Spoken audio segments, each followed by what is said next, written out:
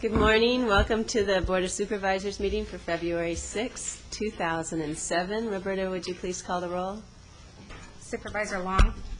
Here. Supervisor Foy? Here. Supervisor Bennett? Here. Supervisor Flynn? And Supervisor Parks? Here. Thank you.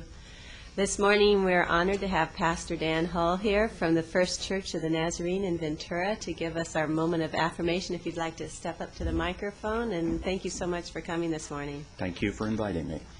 Would you join me please in prayer?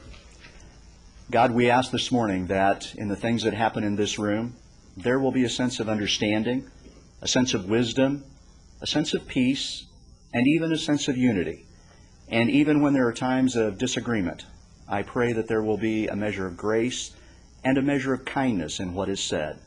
And when the day is done, may everyone who has been here, including each supervisor, feel like it's been a good day with a lot accomplished. We thank you now. Amen. Thank you very much. Next item on our agenda is we have someone to speak for a moment of affirmation. Carol Dean Williams. Carol Dean Williams, Rabbi Sapo was here, and I'd like for you to invite him back and confirm he's my rabbi because he spoke of the Almighty God. So my moment of affirmation is, Almighty God, you live and reign, and you have answered my prayer as follows. I cannot tell you how long this political road shall be, but fear not the obstacles in your path, for I have vouchsafed your reward. In the name of Jesus, I pray. Amen.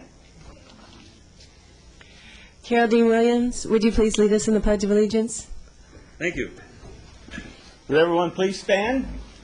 Hand over your heart. Begin. I pledge allegiance to the flag of the United States of America and to the republic for which it stands, one nation, under God, indivisible, with liberty and justice for all. Thank you, Madam Chair. That will count towards your 5 minutes. Next item on the agenda are our minutes. Move the minutes. We have a motion and a second. Seeing no objections, the minutes pass. Our next item on the agenda is our agenda review, and I'll turn it over to Mr. Johnston. Good morning, Madam Chair, members of the board. And I hope I get this right. So, Roberta, you may have to help out here, but we have a couple of revisions. Consent item number 22, you received a revised board letter. It's a change of the date to more accurately reflect what's happening. Item number 24, there's a revised resolution that you received with the date of February 6th on it, which is today. And we have revised board letters for items 30 and 31 on page 5. And then the last, it's not a change, but a suggestion that you have an appointment on the agenda, item 34 for the probation department, and it's been suggested that that might be taken up at 9:30 because of some of the folks who have come to bear witness. Does the board have any other requested changes? If we could make that the first 9:30 item so that the probation people are not waiting till after the other 9:30 items, I think that would be helpful for them. We have a motion and a second. Seeing no objections. We have a motion and a second. Seeing no objections, that motion passes. Sorry, I didn't have my microphone on. The next item on our agenda then are our consent agenda items. These are items 10 through 22. We have a motion. Second. And a second, and these are to approve the consent agenda items with item 22 that had the revised date. No objections to the motion, then our consent agenda passes. And then we can go right now to our regular agenda, and the first regular agenda item is item 29. And this is with the Harbor Department. Am I skipping something? Oh, okay. Let's do public comments before we go to our regular agenda item. We have several public comment cards. Sorry to throw you off. Our first public comment card is Eric Sternan, our new head of Interface Children's Family Services. Good morning. Good morning. Well, I hope this to be your easiest item for the day. Just wanted to come and say hello and introduce myself. I'm the new executive director at Interface Children Family Services. So I know that Interface is obviously doing a lot of work in the county, and what I know of the organization so far is that it's doing some tremendous work, and I wanted to come and appear before you quickly after I started yesterday, just to demonstrate to you that I'm very interested in working together in a collaborative kind of way, and I look forward to an opportunity in the future to sit down with each of you and talk with you about what you perceive the needs to be in the county and how Interface Children Family Services can be part of that. I come from Sacramento, a fairly good-sized agency in Sacramento that was involved in a lot of collaboration in Sacramento County, and looking forward to repeating that here. So. Well, great to have you on board. You have a wonderful organization to head. Well, thank you. Good luck. Okay, we have a few public comment cards regarding the El Rio sewer project, so let's bring them forward. We first start with Sherry Neens, and then she'll be followed by Ana Maria Arguelles. Good morning. My name is Sherry Nieves. I live in El Rio, and I'm also on the MAC Advisory Council. The reason I'm here is because of the grant that was promised to us and then taken away. If we would have been aware, we could have been at that meeting, but we weren't aware. I just wish to state that it's not right that $1 million that was proposed to go to El Rio was taken away. I do realize Fillmore needs money too, Santa Paula, et cetera, et cetera. Everybody's looking for money everywhere for different projects. Fillmore is a city, so they do have different resources than we do. We're an unincorporated area, so basically you guys are our area, or we're your area, I should say, excuse me. It's just real hard for us. We're a very low-income community, a lot of disabled people, a lot of retired people. And in the newspaper article, it was saying that due to the additional $1 million loan, it was going to be $3 a month, which in the newspaper article was saying not much of anything. Already they have over $100 a month due to normal payments and repayments of the loans. And under my understanding, which so far hasn't changed, those are going to be paid at tax time, not monthly, which that is an additional burden to everyone. Plus also, we also have our, hookup costs, the cost of demolishing the septic tanks, et cetera, et cetera. Either whether we do it ourselves and pay the cost of parts and what have you, or if we have to get contractors to do it. It's still a lot of money to a lot of different people. And I'm just here putting my opinion, and all the help we can get, we need. We're just doing what we're supposed to be doing, mandated by the state, and the whole thing got a late start, in my opinion, anyway, and then, so here we are, and we just need a lot of help. Anything that can be done for us, we appreciate it. Thank you. Continue to search for more funds. Ana Maria Arguelles.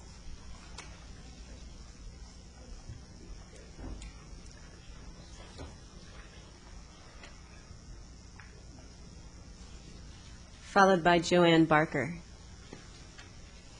Good morning. My name's Ana Maria Arguelles. I represent the El Rio MAC. We have spoken to a great deal of people. We reached them by phone and everything else. And they also agree that we should be able to get the grant as we were promised, because there were so many people that need it. So that's all I have to say. I agree with Councilman Nieves in everything she has said. Thank you. Thank you. And Joanne Barker, followed by Don Hoffman.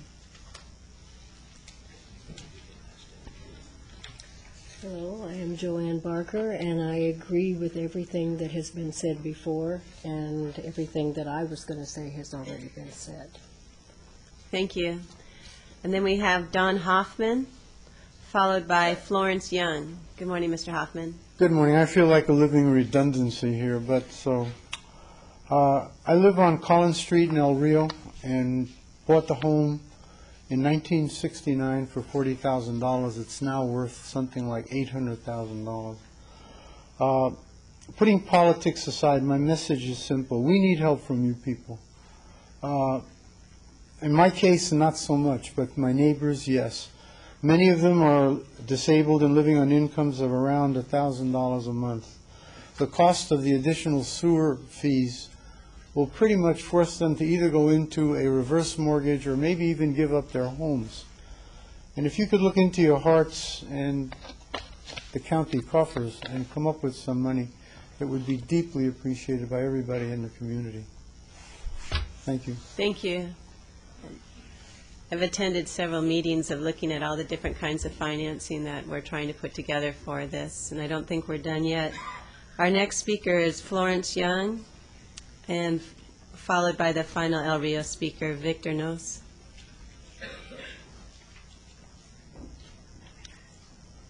Good morning, Ms. Young. Good morning, Board of Supervisors. Good morning, respected CEO. Good morning to the Learned County Council and to staff. And certainly welcome the audience who is interested in what goes on in county government, wants questions and answers. I reside in El Rio. Will be 56 years in August. I'm originally from New York City. I am very proud to live in an area where people care about each other, are very warm, very friendly. I agree with what the other speakers have said, but I'm going to speak on a different issue. And it's going to be divided into three different parts. Firstly, the newspaper article that put questions in my mind. I always ask lots of questions. I majored in science, and that comes with a scientific mind. In the article, it says that you people turned down a $1 million grant, which would have helped towards the establishment of the sewer system. I have allergies, forgive me. I'm not going through puberty. And that put a question in my mind. We at the MAC, by law, should be informed of anything that affects our area. Therefore, the MAC has not been informed of these meetings regarding the grant. Why? Coming to think, and then reading about the city's objections, which I can well understand, goes back to this first came before the board, and you approved it. Several weeks later, suddenly, out of nowhere, you withdrew it. Do you know what you did to the people in El Rio? You broke hearts. They're frantic. Mr. Piccola tried to get me on the phone the other day. He said my phone's been busy. For some reason or other, they think I can do something. I have no authority, no power whatsoever. And we did not receive any agenda for the first meeting, nor for the second one, which already has been pointed out to you. My question is, why not? We are supposed to be informed by law. This is a council set up by law, Government Code Section 31010, Senate Bill 602. And I feel this is a great neglect. You want input from the public, believe me, you would have had much input. Secondly, we are told that if we do not meet the deadline, which is the end of this year, 208, there's going to be a $10,000 a day fine for each resident. That is insane, absolutely insane. And we have then asked, and Mr. Piccola, a man of impeccable character, is going to go down to the State Water Resources Control Board and ask for an extension. Otherwise, people will be losing their houses you go bankrupt, reverse mortgage. They're frantic. They're very frantic. And is there a reason for that? Is there an ulterior reason that people can come in if the house is bankrupt, it can be sold, perhaps eminent domain? What's in back of all this?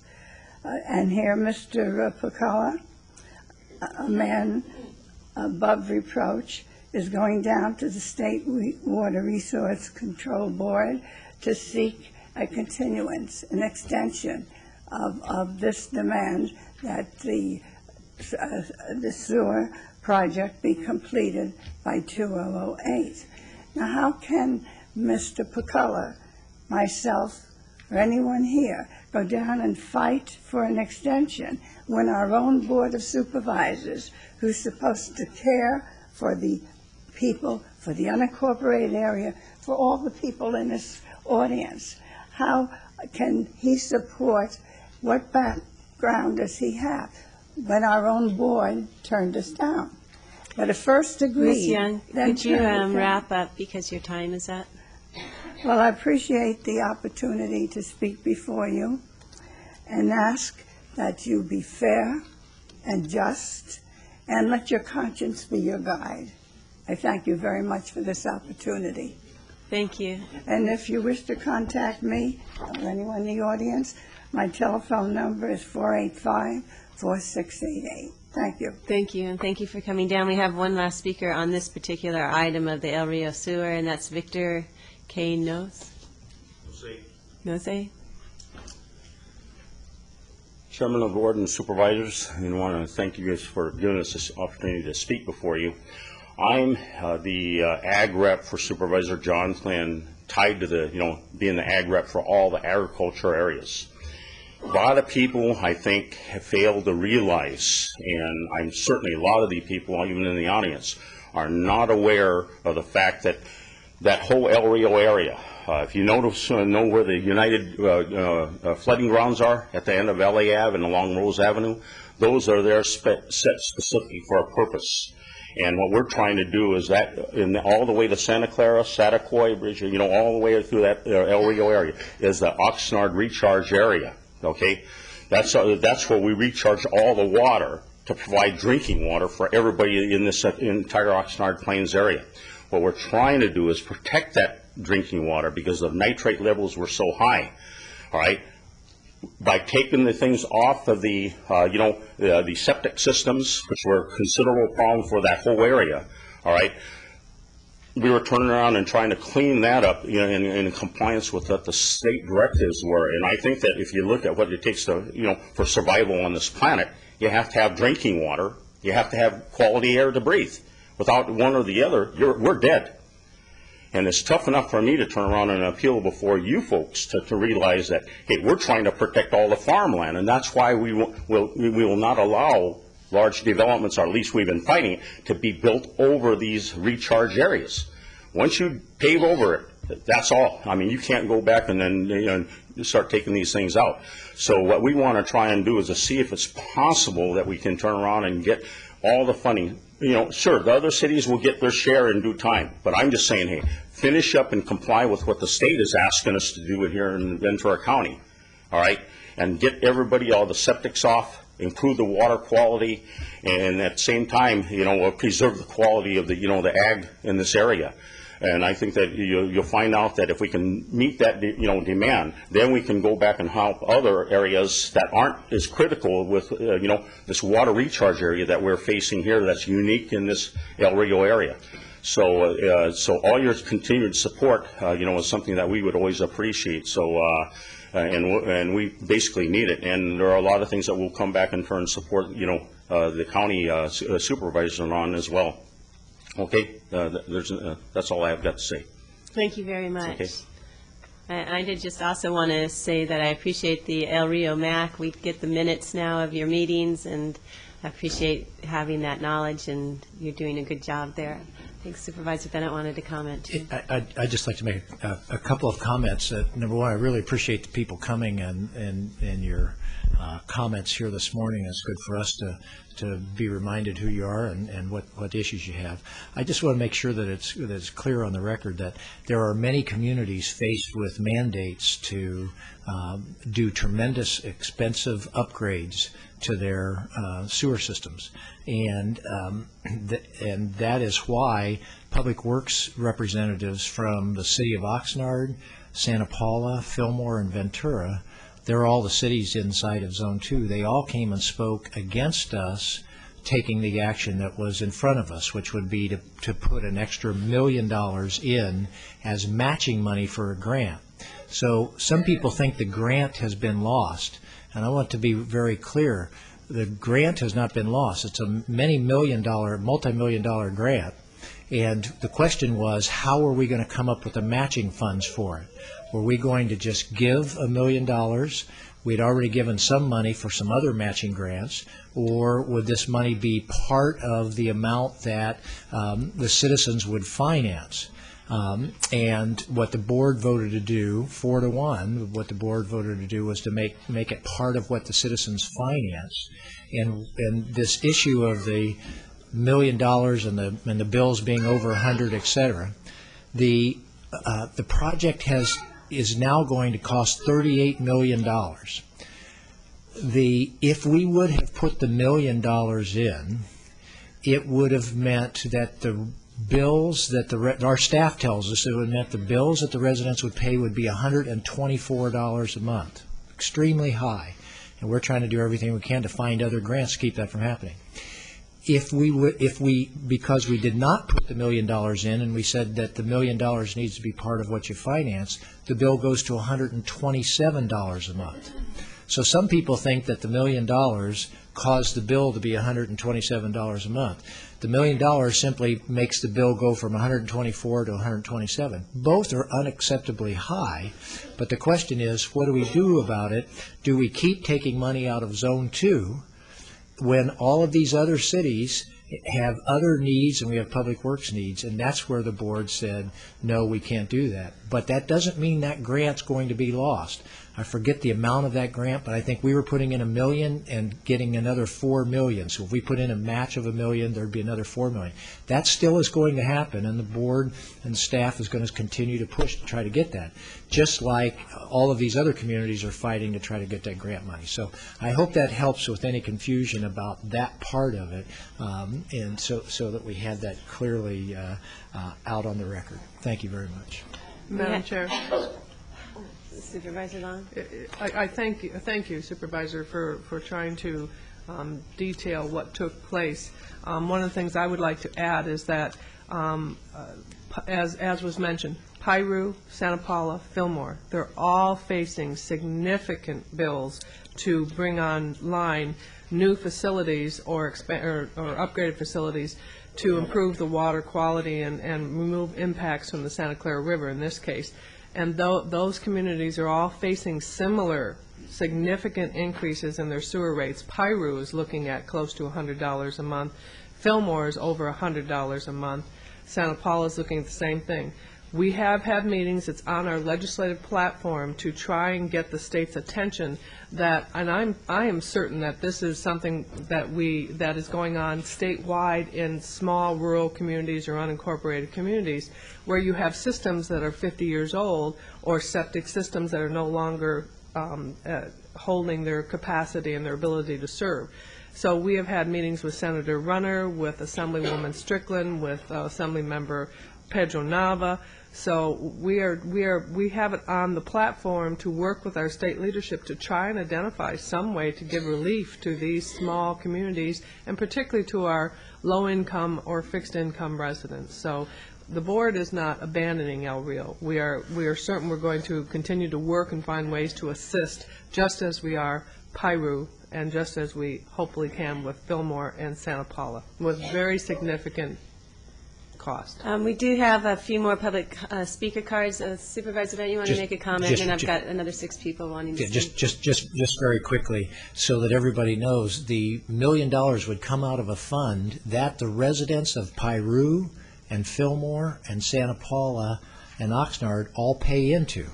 So, and yet no money's gone from that fund to Piru and those others. So, but they're paying into that fund. So it's not just money that's coming from the unincorporated area. That's money that's coming from the cities and the unincorporated, which is why those public works directors came to speak. And then if there's more discussion, if we could wait till we have our break, so I can go on to the rest of our public comment cards. I have Caroline Guillot on the NAU resolution, followed by Joan DeWill, also on that resolution. Caroline?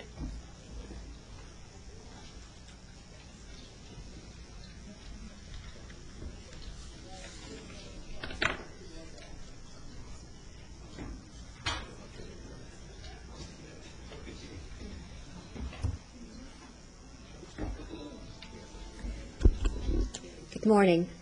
Carolyn Guillot from Thousand Oaks. I'm here today to ask you to sign a resolution to say that the United States should not enter the North American Union. My subtopic is crime. Crime is increasing in our area. Imagine for a moment a dam that has a leak. Would you solve the problem by taking away the dam, or would you fix the dam so it didn't leak anymore? Imagine if you committed a crime in a neighboring country, where would you run? Imagine if you committed a murder in the U.S., where would you run? If you have committed a sex crime in the U.S., and you are jailed for a few years and then deported to your home country, would you soon find a way to get back into this country, knowing the border is open?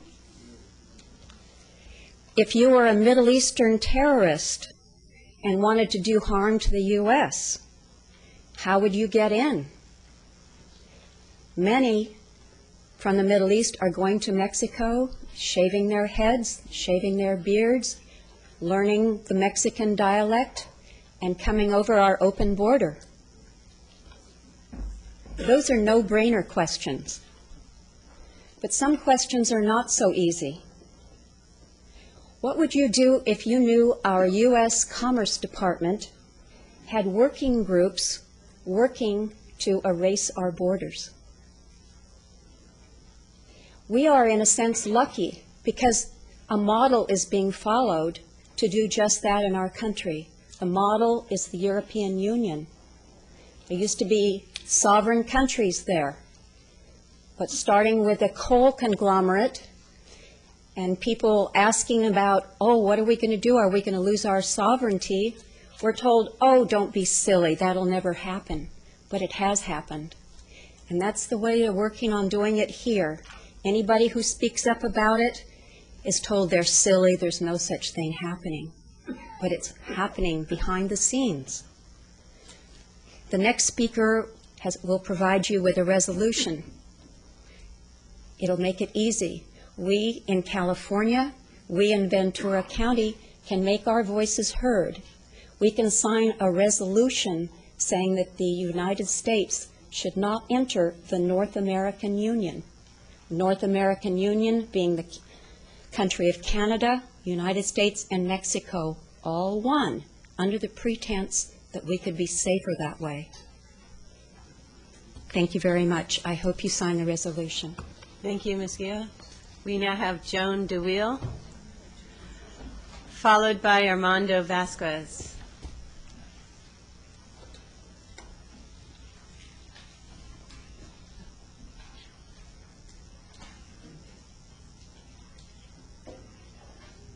Good morning. Good morning. My name is Joan DeWild, and on January 9th, I spoke here, and we gave to the board at that time copies of the New American Magazine that told about the Security and Prosperity Partnership and North American Union. I wanted the board to become educated on this issue. It's not common knowledge. You never saw it in the newspaper.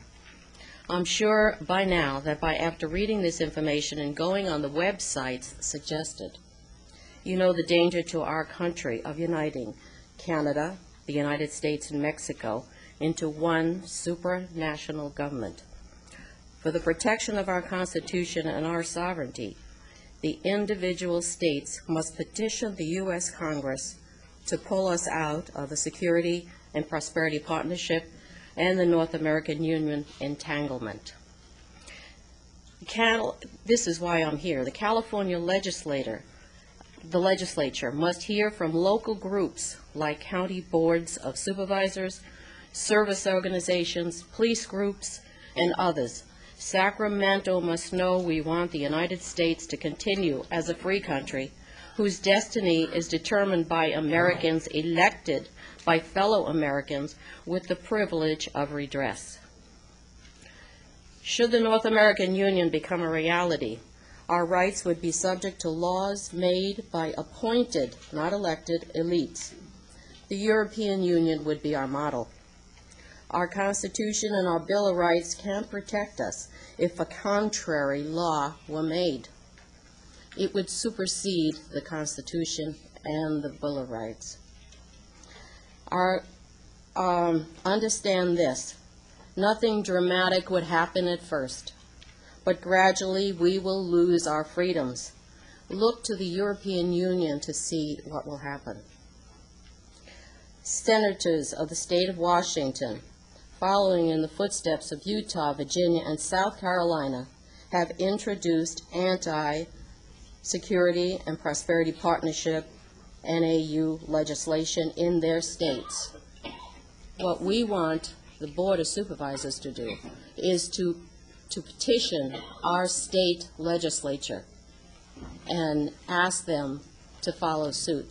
You have in your hands there a commentary on an article of the anti-SPP legislation introduced into Washington state.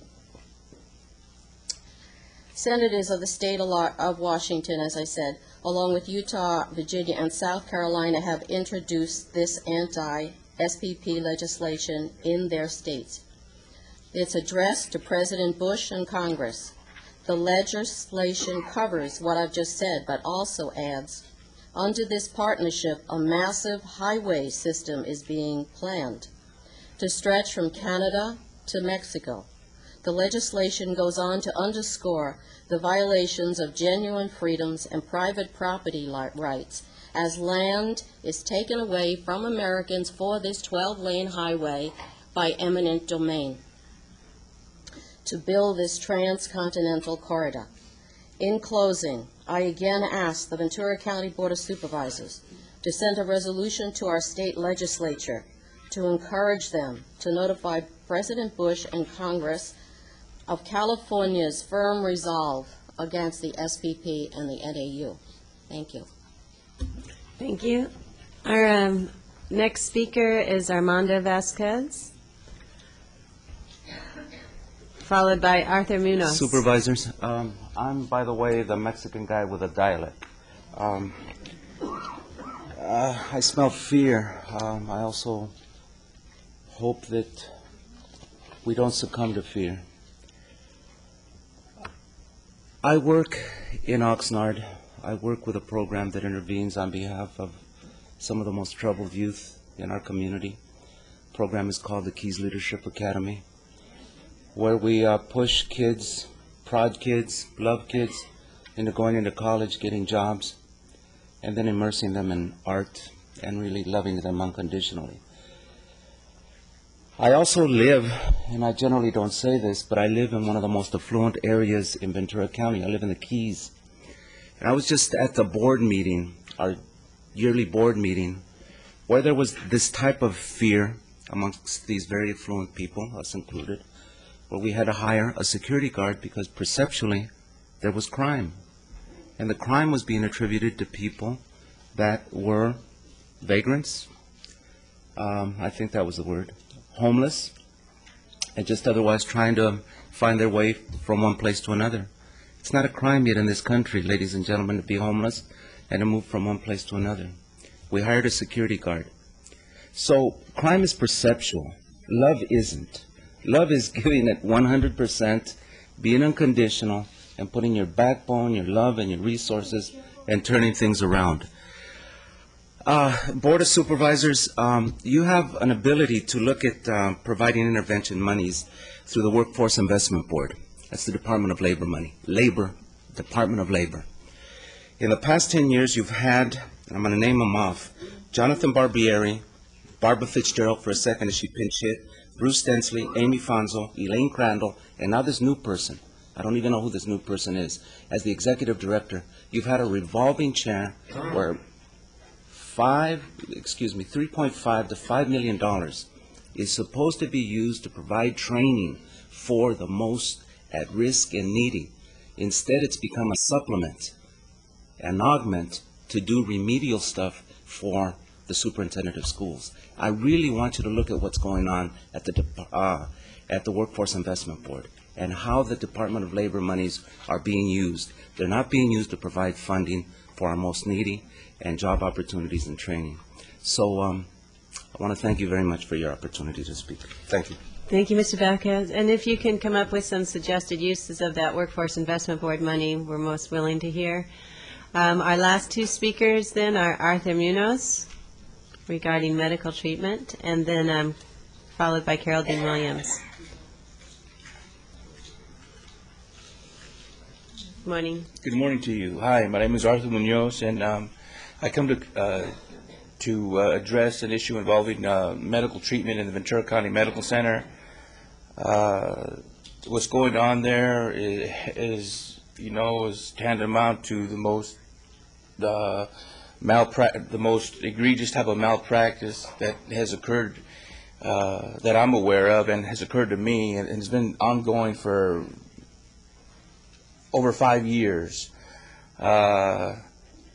It reflects a system that has gotten so big, where their administrators are primarily attorneys before they become hospital administrators for logical reasons. But what goes on there, right now there's a complaint. I have lodged a complaint. So the board of directors can review it, but ultimately I've got a hold of John Flynn, his office, and like clockwork, he doesn't return my calls or has no input or no help whatsoever to date. And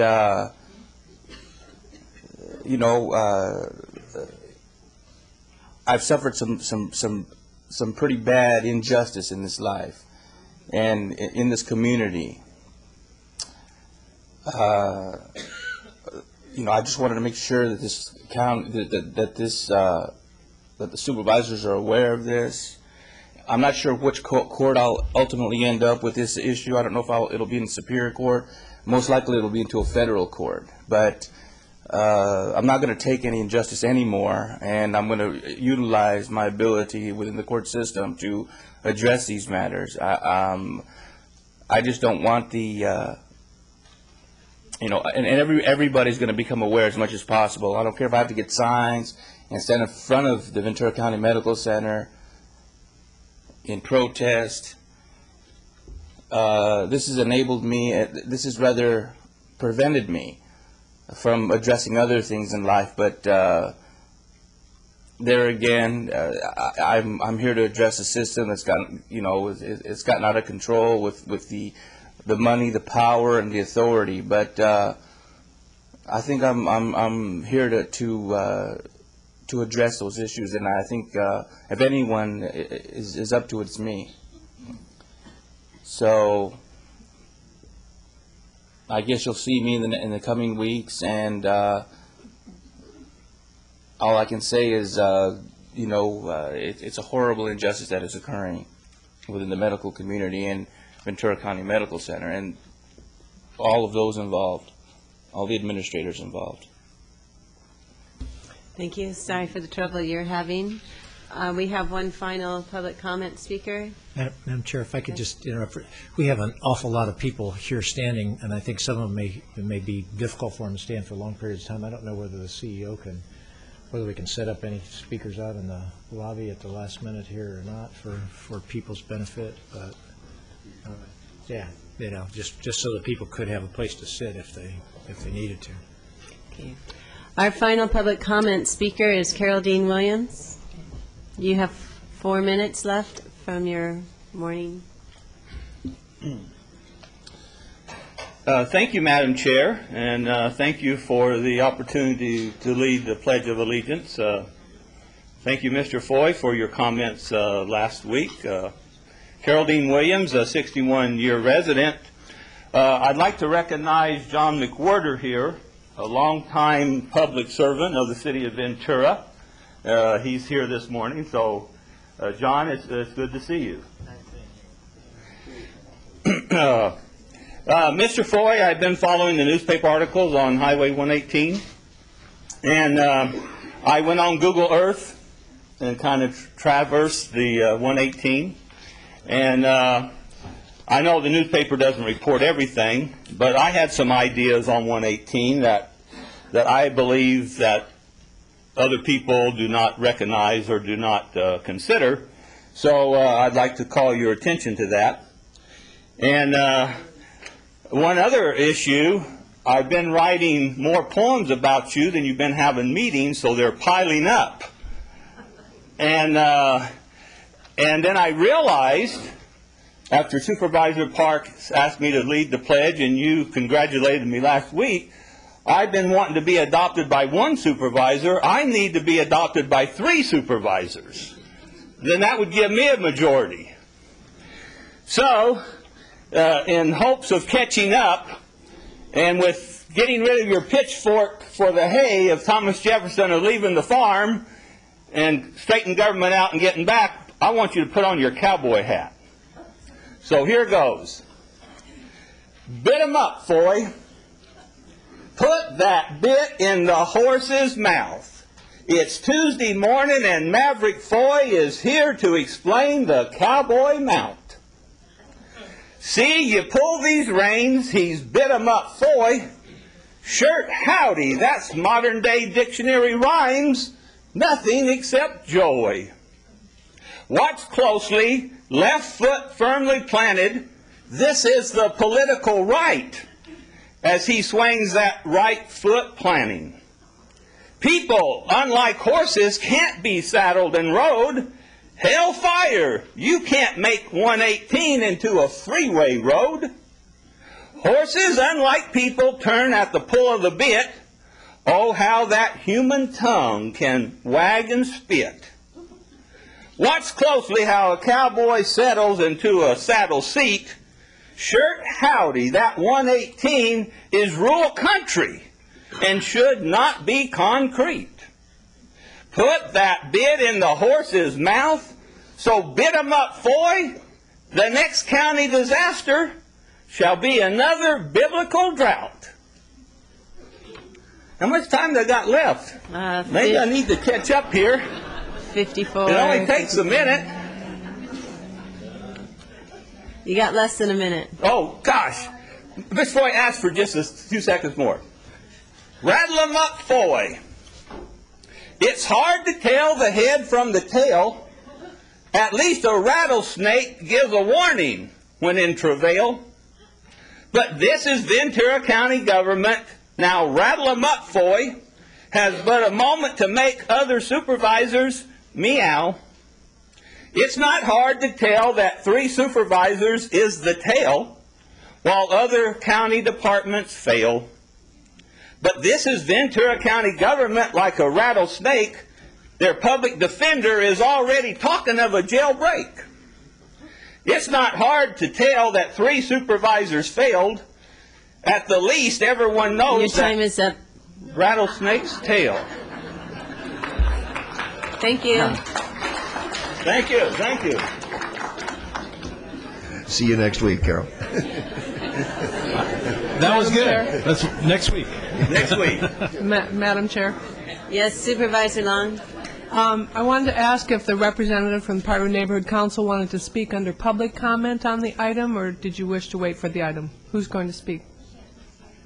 Would you like to speak now? Because I thought you had asked to do so. So if you would step forward and you can fill out a speaker card on it. You did. If you'd like to do it during Okay. public comments. Come on up. Yeah.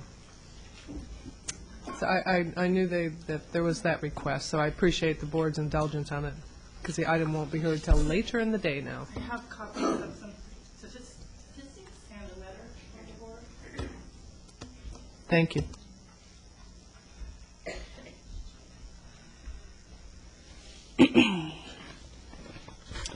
My name is Kimberly Rivers, and I'm here representing the Piru Neighborhood Council regarding the improvements at the intersection of State Route 126 and Main Street in Piru. I'm just going to be reading from the letter that you're going to get copies of. Dear Board of Supervisors, the community of Piru and the Piru Neighborhood Council appreciate the opportunity to comment on the proposed improvements at the intersection of State Route 126 and Main Street in Piru. As you may be aware, this intersection has been a major concern for about 5 years.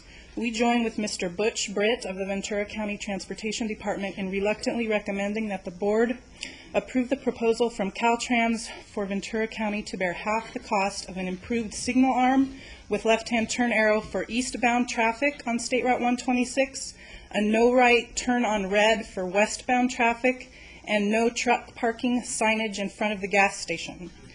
Our reluctance is due to the fact that Caltrans is basing its cost estimation on the flawed premise that the improvements would benefit Ventura County residents rather than drivers from outside Ventura County. This is manifestly untrue.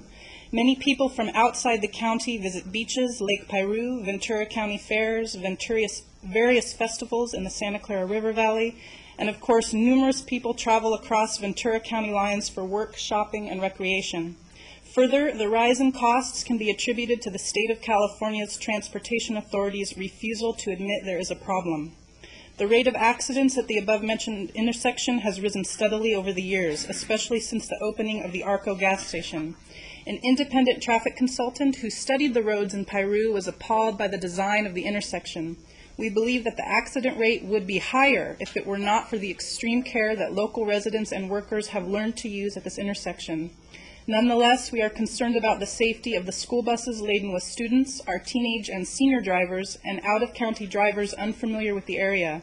We hope that in the future, as proposed housing developments become reality and the other much-needed improvements, a right-hand turn lane for westbound traffic, channelizers in the left-hand turn lane for eastbound traffic, and a crosswalk connecting South and North Piru can be funded by the developers. Unfortunately, it is long past time to debate who is responsible for poor design, delays, and definitions. Now is the time to act before costs rise further and before more lives are lost. Your consideration of this matter and approval of prompt action to improve this dangerous intersection will be appreciated by countless drivers in the region. Thank you for putting safety first. Very sincerely, the Piru Neighborhood Council. And you've also been provided with a copy of statistics regarding fatalities and injuries that have steadily risen since '02, which is when the Arco gas station was put in. You can see a large jump from 4 collisions to 13 in the year following that. And following '03, there have been steady increases. So again, thank you for the time to speak. Thank you very much for your Thank you, Madam comments Chair. and the information. Okay, that concludes our public comment portion of our agenda. We have about 5 minutes or so before we go into our rest of our agenda, and so I'd like to go now to our board comments. Supervisor Long, would you like to begin? Oh, thank you, and I have a couple of things I really wish to update the board on. I know that most of us have been very involved with the response to the freeze in our agricultural community, both with the farm workers' needs and with the growers' needs. There have been excellent meetings that have been taking place, and people coming together under the United Way's umbrella and the Ventura County Community Foundation, certainly under the Ventura County Ag Association, and appreciation to them for sponsoring a significant forum that was able to bring some folks together. I'd like to just say that I know that we've been receiving information, the many sites that are open, both in our Job and Career Center sites, but additionally with our food share partners, and that we are also doing things to raise monies for to help the farm workers with rent and utilities through the Community Action Group, through United Way. And also, there's going to be a fundraiser, Chris Christopherson, on February 16th, and the monies that are raised for that are going to be dedicated to help, again, the farm workers for rental assistance. The message in bringing all this up to the board is that this will be months of ongoing collaboration and community working together, because the freeze, as most of us know, isn't just a 1 month experience that the growers are going to have and the farm workers are going to have. It's going to be many months to recover from this. So I hope that we can continue to keep this on the front page of the papers whenever possible, and also on this dais to speak to the assistance that's needed and encourage all community members, however you can, to help support both whether it is through Food Share or through other organizations that are reaching out to the farm worker community, and also in supporting the growers as they will be working to recover from this freeze. So I wanted to just make a mention of that, and to thank those associations who've stepped forward to do so. Also, I would like to mention that as the tax season approaches, we have a program, and it's run through, again, a nonprofit to really assist low-income workers with what is called the Earned Income Tax Credit, and to applaud Assemblymember Pedro Nava, because he has set up a community service outreach for Saturday, February 10th in Oxnard, to assist folks with filing their income taxes, to empower them in getting that earned income tax credit. So if you wanted information of that, you could either contact my office or the Assembly member's office. And another comment to make, as the governor moves through and the legislators move through the budget, certainly one of the things that we will be tracking on our platform is the possibility of a special election in February next year for the presidential primary. The cost of that special election could be as high as $90 million, and to make sure that we get reimbursed for it, or paid up front would be good too. So it is on our platform. It is something we should not lose sight of, and make sure that we get reimbursed where possible. Another thing, I have brochures to provide to the board members, and certainly for the public who are interested. On February 23rd, there's going to be a Healthy Places, Healthy Ventura County Forum here in our community at the River Ridge Marriott, 8 to 12 in the morning, and the focus on that is what can we do with our community design and building design, land use choices, to improve the health of the public and to really tackle obesity prevention. So that's a forum that I'm involved with through the Community Commission and other bodies. And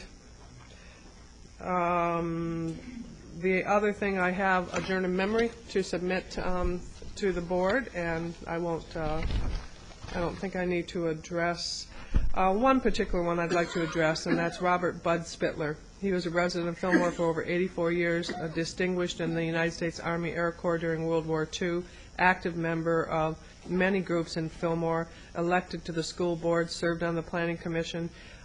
Just a wonderful, wonderful man, and survived by his wife, Shirley Spittler, who's been very active and serves an elected role in the city of Fillmore. And also for William Scott Anderson out of Santa Paula, very active in the Boys and Girls Club and the Chamber and many other areas. And a young man at the age of 46 years has passed and will be certainly missed by the community. And if I might, maybe we can do this before we wrap up today. I'd like to hear from our CEO as to the status of our work with regarding the public guardian issue. You know what I was thinking, because we have so many people in the audience and we just turned 9:30, that we'll continue the rest of board comments and get that report back from Mr. Johnson later in our meeting after we get through our time certain. Sorry I talked so long, but no, I had to that's cover okay. those things. No, it's Thank good you. information to have. Thank you for your comments. We decided to move up item 34, and that might actually give us some extra seats in the room too, because we have a very special occasion where we have approval to appoint the director of our probation agency. And would you like to take this, Mr. Johnston? Yeah. Madam Chair, members of the board, as everyone by now is aware, Cal Remington, 32 years of service, is coming to a conclusion this month as the director of the probation agency, and I'm pleased to bring to you a nomination for his replacement, which is Karen Staples. Karen Staples has 35 years with the probation department, 9 years as a chief deputy. She holds a master's in public administration and was the lead administrator on the development and construction of the Juvenile Justice Center. This recommendation comes from the Superior Court with unanimous approval and from my office. Thank you. And this is, I think, very exciting to be able to appoint a woman as head of our probation department, someone who has definitely been there for decades and has worked her way up to the top, and also shows our other employees that this can happen to you too. We do have a recommendation before us. Do we have any cards on this, Ms. Rodriguez? Do we have any comments or a motion from the Board of Supervisors? So moved. We have a motion and a second. Are you here, Ms. Staples? She is.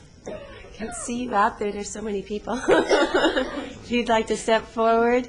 We have a motion and a second. Do I see any objections? No, I do not. The motion passes unanimously. Congratulations. Thank you so much for the work that you've given us and the work ahead.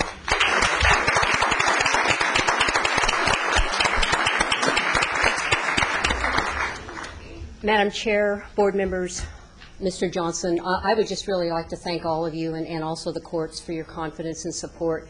It's going to be a lot of fun. I have a wonderful department behind me and great managers. As you can see, they're all here. Thank you for making it time certain, because most of them are on their way to a probation managers conference, and they're going to be late for it, but they wanted to be here. So thank you for making it time certain, and I really appreciate your confidence, and I look forward to working with all of you. Congratulations. Thank You you. do have some big shoes to fill there, Yes, and I very know big you'll shoes. do well. It's the good news and the bad news. You know, Cal was a wonderful chief, and everything's in great shape.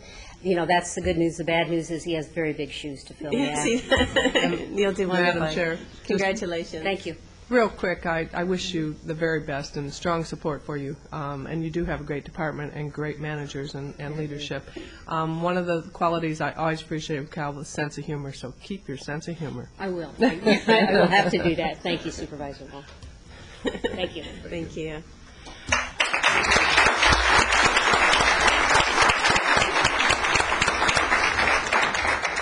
Congratulations. It's wonderful to hear. Also, in response to the incredible response we have here this morning, I want to make our first 9:30 time certain in our mobile issue on mobile homes, and Supervisor Bennett has brought this before us. Thank you very much, Madam Chair. I'm going to a couple of things, just sort of housekeeping. I don't know how many people were with Ms. Staples as she was here, but if they're getting up, that might open up a few chairs. But staff has told us that we have another 100 people outside. For those people that are standing, if you want to sit down and listen to this, you can go outside, and there's one room outside that has a TV in it. Apparently it's pretty full already. You can also go downstairs right below this room, and there's another seating area like this, and you could listen to it down there if you'd like. So I wanted to make sure that you were aware of that.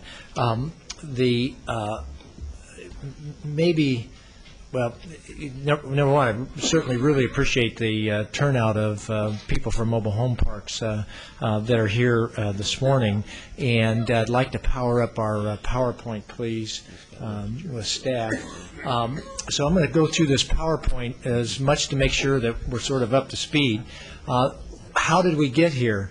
A week ago, at least to the best of my knowledge, the first mobile home park in Ventura County was notified that the park owner plans to subdivide the lot.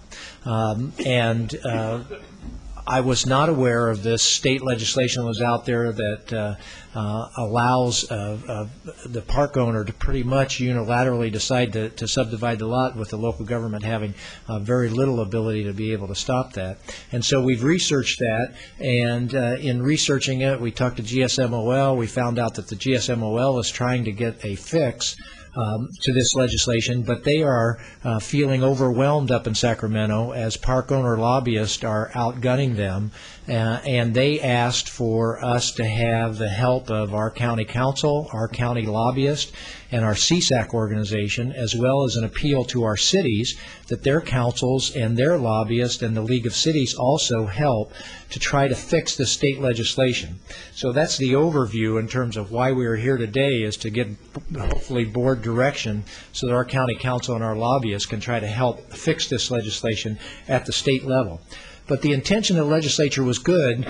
They were trying to help park residents be able to buy the lots in their mobile home parks. And I would offer to you that owning your lot's a benefit to some residents, but it shouldn't come at the expense of all of the other residents. Our current law, the way the unintended consequence of where the state legislature is in a recent court ruling, and partially because the state law was not written very precisely, didn't address all of the issues, we now have this situation. If a park owner subdivides and the local government, it's very much ministerial. They meet certain requirements, they're allowed to subdivide, local government can't stop them. And then just one person buys the lot, then our local rent control law, whether it's the County of Ventura's local rent control law or the rent control law of any city in Ventura County, becomes null and void in that park. That's a pretty dramatic change that we have out there. As a result, it allows the park owner to be the one making the decision about whether local residents can retain their local rent control. When this local rent control ends, all of the residents in that park who are not low-income residents will go to the market rate over a 4-year period of time in terms of their rent. All of the low-income residents will now not have any protection of the local rent control law and will only have the protection of the state legislation controlling rent, which right now is at the consumer price index. It would be capped at the consumer price index. However, I would point this out, the state law could be changed by the state legislature at any time for those low-income residents. And certainly my belief is that if you have all the people that are not low-income completely out of rent control altogether, and you only have low-income people in rent control, they will not have a very effective lobby in Sacramento by comparison to the park owners, who could then lobby to change the law even affecting the low-income residents in that situation. The park owners will have a tremendous financial incentive to subdivide and end local rent control. And I'd like to just take us through this a little bit.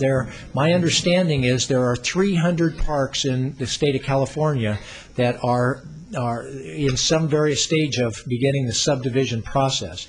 In the city of Santa Rosa, every mobile home park is being subdivided. And as I said before, the first one is now surfaced here in Ventura County. What is this financial incentive? Lots in the city of Santa Rosa are being offered at $100,000 each, according to a newspaper article from Santa Rosa. Let's take an example of a 300-lot park. The park owner could sell 100 of the lots for $10 million. The rents on the other 200 units are now out of local rent control. The rents rise on all of those units that are not considered low income. And if, in fact, 100 people buy their lots and 200 people don't, the park owner still has control of the park because the owner still controls 2/3 of the lots.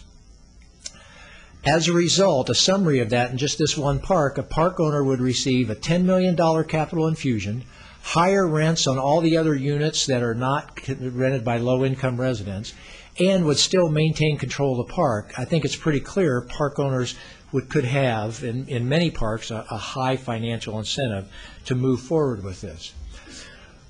And then in addition to that, one of the things I think should really concern us as the Board of Supervisors is one of our goals is to try to maintain our stock of affordable housing. When the low-income resident sells or moves out of the park for any other reason, passes away, that local rent control no longer protects that lot, but the state rent control law doesn't protect that lot any longer also. It must be sold with the lot and the land. As a result, the county stock of affordable housing will continue to decline.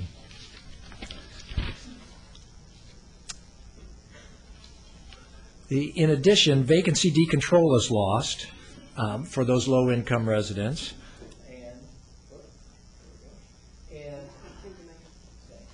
And I turned my mic off and didn't move the slide forward there, right? And park residents, I firmly believe park residents should have the option to stay in their current situation with local rent control protection. Doesn't mean some people can't buy, but they should have that option to be able to do that. Now, when you talk to park owners and proponents and lobbyists for the park owners about this issue, which I've been trying to do in the last 10 days, they make a fairly big deal out of the fact that before they subdivide, they must survey all of the residents in the park and find out what the residents in the park's wishes are. However, I would offer to you the survey sounds good, but like everything else, the survey is really meaningless. If the survey result finds that 99% of the residents indicate they don't want to purchase their lot, the park owner could say, that's too bad, I still want to do it. And the park owner could go forward, and then as soon as one person buys that lot, even though 99% of the people said they didn't want this to happen, they didn't want to purchase, the subdivision could still take place. In addition to that, the survey's not even required to give residents the option of indicating they want to simply stay under the local rent control law. The survey is supposed to be sort of a jointly created thing by the representatives of the residents, but there's no requirement that they even ask that question. And in the one park that we have here, they're not asking that particular question with their survey. State law has simply taken the power away to decide, do I want to stay under local rent control? That's no longer a decision of the residents. That's a decision of each park owner when they decide whether they're going to subdivide or not. As a result, I'm here today to ask us and to ask the cities, we need help. As I mentioned, GSMOL has one attorney lobbyist up in Sacramento fighting on behalf of all the park residents in the state. The GSMOL is nowhere near as well funded as the park owners lobbying organization up at the state. And they report to me they are simply getting outgunned. We need the other cities in Ventura County that have local rent control in particular, but all of the cities, to join in this action that we're taking today. We need the county and the city councils to assist the GSMOL attorneys in trying to make sure they craft legislation that accomplishes the original goal of the legislature. We need our county and city lobbyists to lobby on behalf of that legislation, and we need our county and citywide, statewide organizations to also join in this issue.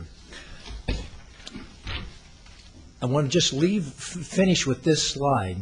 The GSMOL state fix, the state legislation was not carefully crafted, and it is possible that residents could still be given the option to purchase their lots without unfairly disadvantaging other residents. They simply didn't accomplish that when they crafted the first legislation, and they've had an attempt at a fix, and that got beat down in the committee meeting, and it is time for the state legislature to really wake up and realize that the stock of affordable housing and local rent control is very much at risk in the whole state of California at this point in time. So I would like to ask this. We have an awful lot of people here, park residents that are here, that are interested in this issue. And if we could really keep the comments down, we have many other things on the agenda. If everybody decided to speak, we'd be a long time getting there. If you are going to speak, if you could try to keep your comments down to a minute or 90 seconds, it would be helpful. And we don't need to hear from everybody. And perhaps somebody could ask, everybody here who supports what I just said, and we could have people stand up. That might help move this along. So with that, Madam Chair, I'm willing to answer any questions of the supervisors or go out to public comments, whatever you prefer. Does the board wish to comment, or should we get right to the cards? Get right to the cards. I did want to also acknowledge we have a couple of individuals in our audience, a former city council member from Ventura, John McWhorter, as well as our former city council member from Ojai, Hal Matrani is here, and then I think I also saw a Ventura city council member, Brennan, here also. If I've missed another elected, forgive me, and let's get to the cards. I'm going to ask that you keep your comments to 2 minutes or under. If you have heard someone else make the same comments, you can just say that you agree with the previous speaker. If you'd like to do that, we'll move it on. I have 17 cards, and I'm going to call the first couple of speakers. If you are The next one up, you can feel free to move up to the front of the room. And you can feel free to pass if you're one of those 17 and it's already been said. And we definitely get the message just by your presence here also. First speaker then is Bruce Mathias, followed by Carrie Count.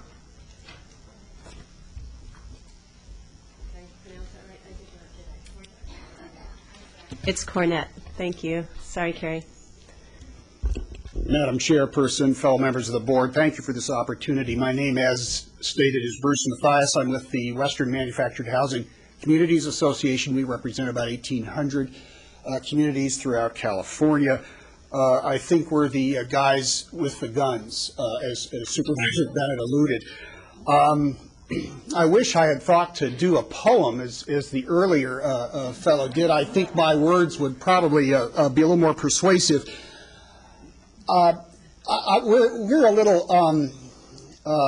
bewildered, I think, by some of this this discussion, only because we worked closely with the resident representatives when this original state law, which is being questioned now, was put into place. We felt strongly that the residents, one of the options residents should have is the opportunity to own the land beneath their homes. It gives them more control, and it's frankly, it provides the first ladder on the step toward home ownership and increasing home equity. We would ask that you not place any roadblocks in that. We want to see people owning their own homes. We want to offer this as an option for residents and for owners who choose to get out of the business. Quite honestly, at this point, this industry is at a tipping point. A lot of people who built and established these communities are passing them on to their heirs, and the opportunity for increased turnover in communities and therefore increased sale to residents is increasing right now just because of the demographics of the ownership of these communities. I would like to point out that after a resident purchases the communities, we still keep affordable housing. It's owned affordable housing, but nonetheless, it remains in the affordable housing stock. Mr. Mathias, that's what 2 minutes is. Okay, well. And we appreciate the well, desire to let. Thank you very much for your patience. We appreciate the desire to let people buy their lot. We're just concerned about the rent control issue. Carrie Cornett, followed by Henry Herman. Hi, my name is Carrie Cornett. I currently am a resident of Casita Springs Mobile Home Park. I've lived there for 20 years. If it was not for that mobile home park and being able to live in that trailer, I would not have a place to live. First, I want to thank you for taking up this issue and trying to help resolve the problems, because it will be a major problem if this happens to come to pass. I feel that a valuable resource in affordable housing will be lost. Let's see here. If it wasn't for the resource, like I said, I would have nowhere to go because I wouldn't be able to afford rent in a normal house for my 5-member family. Let's see. There's a lot of people who would lose their homes in my trailer court alone if this was to come to pass. Their homes in Ventura County is really, homelessness is already a big issue, and I really think this would compound the issue on top of that. I thank you for hearing me, and have a nice day. Thank you. Our next speaker then is Henry Herman, followed by Don Brady. And Don, you can move up. Good morning, Madam Chairwoman and board members. We appreciate, my name is Henry Herman with the law firm of Gilchrist and Rutter. We represent park owners, and we were one of the firms involved in the El Dorado case. We recognize that housing is a critical issue statewide. We recognize that affordability is a critical issue statewide. I'm not going to change anybody's minds here today. What I would like to urge the board members to consider is at least delaying the vote on this resolution today for the purpose of further researching and gathering more facts, more data about this issue. Board Member Bennett, I appreciate your presentation. However, it appears to be rather one-sided against the scare tactics of park owners. The biggest concern, there's a lot we could talk about, but let me just hit the key issue is this notion of sham transactions or sham conversions. Park residents are concerned that they're going to be kicked out of their mobile home parks with no options. The board or the court in El Dorado made it very clear that, first of all, a park owner cannot do a partial conversion and attempt to eviscerate rent control without ever actually offering units for sale. And secondly, and more importantly for your presentation, Board Member Bennett, is that the court in El Dorado made it clear that courts will not enforce a sham transaction whereby an owner offers the units or lots for sale at an exorbitant, unreasonable price that park residents could not afford, then creates a straw man buyer to buy one unit, thereby eviscerating local rent control and raising the rents on all of the residents and essentially wiping out all of affordable housing. The courts will not enforce that type of transaction. Rather, what you have is a statutory system that allows a park owner to create affordable for sale purchase homes, which is the legislative intent, and it protects the lower income residents for life. That's your 2 minutes, and I would ask that the audience please let everyone speak and give them the courtesy. Thank you for speaking this morning. Don Brady, followed by Kenneth Williams, and then Chuck Eskew. So, good morning, Mr. Brady. Good morning. I'm Don Brady. Excuse me. I'm the chairman of the Homeowners Committee at Lemonwood Mobile Home Park, about 2 blocks from here. You probably all see it over here on Johnson. We call it a 5-star park. Been there for a number of years, well maintained, beautiful lakes, ponds, streams, and all sorts like that. We have about 230 units, about 500 residents, maybe 350, maybe I'm exaggerating a little bit. A lot of people there. We're mostly a senior park, 55 and over. Most of those people are here. I'm sure in the audience here and downstairs and outside you'll find probably 50 or more residents here supporting Steve's, Bennett's, what do you call it? More. So I'd like to say that as far as Lemonwood goes, we're 100% behind Steve Bennett's proposal. Thank you. Thank you. And Kenneth Williams. I would also ask that you not only extend your courtesy, but also not clap. We get the enthusiasm just by your presence. Kenneth Williams, followed by Chuck Eskew, and then Dean Cook. Good morning. Good morning, Madam Chairman, board members. My name's Ken Williams. I live in the Ojai Villa Mobile Estates in Ojai. I'm in favor of the board's approval of Supervisor Bennett's resolution to support legislation to protect mobile home residents and by directing the county staff to pursue legislative remedies. As per the Ventura County Star this morning, the lack of affordable housing is expected to get worse in this county. This will make it difficult for limited income residents, especially seniors, to find affordable housing. The Government Code Section 66247.5 was intended to support long-term affordability of mobile homes by encouraging the sale of parks to the residents. Unfortunately, the legislation has a loophole in it. It is urgent that the state legislature eliminate this loophole. It could place a lot of the residents that are on Social Security with very limited incomes out on the streets. This would overtax the county social services agencies and other nonprofits in the county to help take care of these people, plus take away the dignity of the seniors. With the chairperson's permission, I would like all the persons in the audience that are for this resolution to please stand at this time.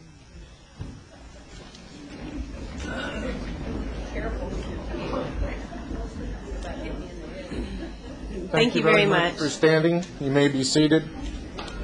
And you have I thank the board for their time and the consideration of Supervisor Bennett's resolution. Thank you very much. Kenneth Williams. Chuck Eskew is our next speaker, followed by Dean Cook. Good morning. Chuck Askew, 1 year longer inventor than Carol Dean Williams, 62 years. Grew up here, live in a patrician mobile home park. Several of us in that park over the last several years have been trying to talk Mr. Broom into selling us the whole park. Now I'm not quite so certain we should even try and get him to sell one location, because despite what the case law that he had alluded to, $100 sale would mean one would go out the park, and then we would be stuck. So we appreciate all you're doing, Steve, to bring this to the forefront, and we support it very much, and thank you.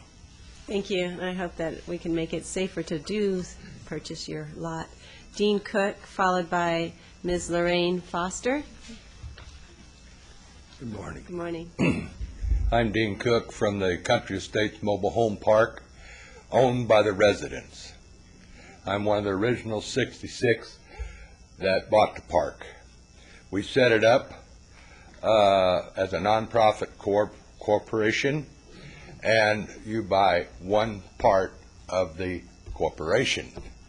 This kept us from having to pay taxes on our place. The corporation handles the whole thing, and lawsuits can't be given to us. It's a corporation, and that protects us there. And I urge any park residents to see if they can buy this. We had the Lincoln Corporation in San Diego help us put this together, and they charge us $1,000 per membership as they're sold. Now there are 80 of us in the park, and I truly respect Mr. Bennett, worked with him for quite a while, and I support his measure 100%. Thank you. If I could, just to be real clear, Mr. Cook, local rent control still applies in your park? Yes. Our membership is under Article 25 of the Corporation Code, but our non-members are under the city ordinance and the state laws, and it will stay that way. Right. Thank you. Good example. Ms. Lorraine Foster, followed by W. Keith Garrison. Good morning, Madam Chair, board members, and staff. I'm Lorraine Foster. I live at the Ventura Marina Mobile Home Park, and I'm president of the Ventura Residence Council, Mobile Home Residence Council. We have 10 councils in our 10 mobile home parks in our council. I want to just mention to you one thing. I'm sure that everyone in the room, because they supported this gentleman and his motion, would agree that we would prefer to have local control over our fate instead of turning it over to a state agency whom we'll never see, have very probably difficulty getting in touch with. We're here, we can get in touch with you folks, we can get in touch with our city council. You folks have been so supportive, and believe me, we appreciate it. We appreciate the thought and the care that you've given us, and we would like to keep it that way. So thank you, Mr. Bennett, very much, and I hope that you will vote for the resolution as presented. Thank you. Thank you, Ms. Foster. W. Keith Garrison, followed by Merle Pittman. Good morning, Madam Chairman and members of the board. I only recognized one face up there, that curly-headed Johnny. I miss my friend John. I have resided in Lemonwood Mobile Home Park since July of 1973. I've been a member of GSMOL since January of 1974. In my residence in the park out there, we found that rent stabilization would be adequate, would be good. With the wonderful assistance of my good friend John McWhirter, Jim Monahan, other members of the board, we established the first rent stabilization ordinance in the city of Ventura. Within 6 months, we had the county convinced, and they went along with us. At one time, I was the district coordinator for GSMOL in the county of Ventura. I think we did an awful lot of good. And in closing, I would like to say that I am the retired Veteran Service Officer for the county of Ventura, and I'm 93 years old. That's wonderful. Thank you, Kylie.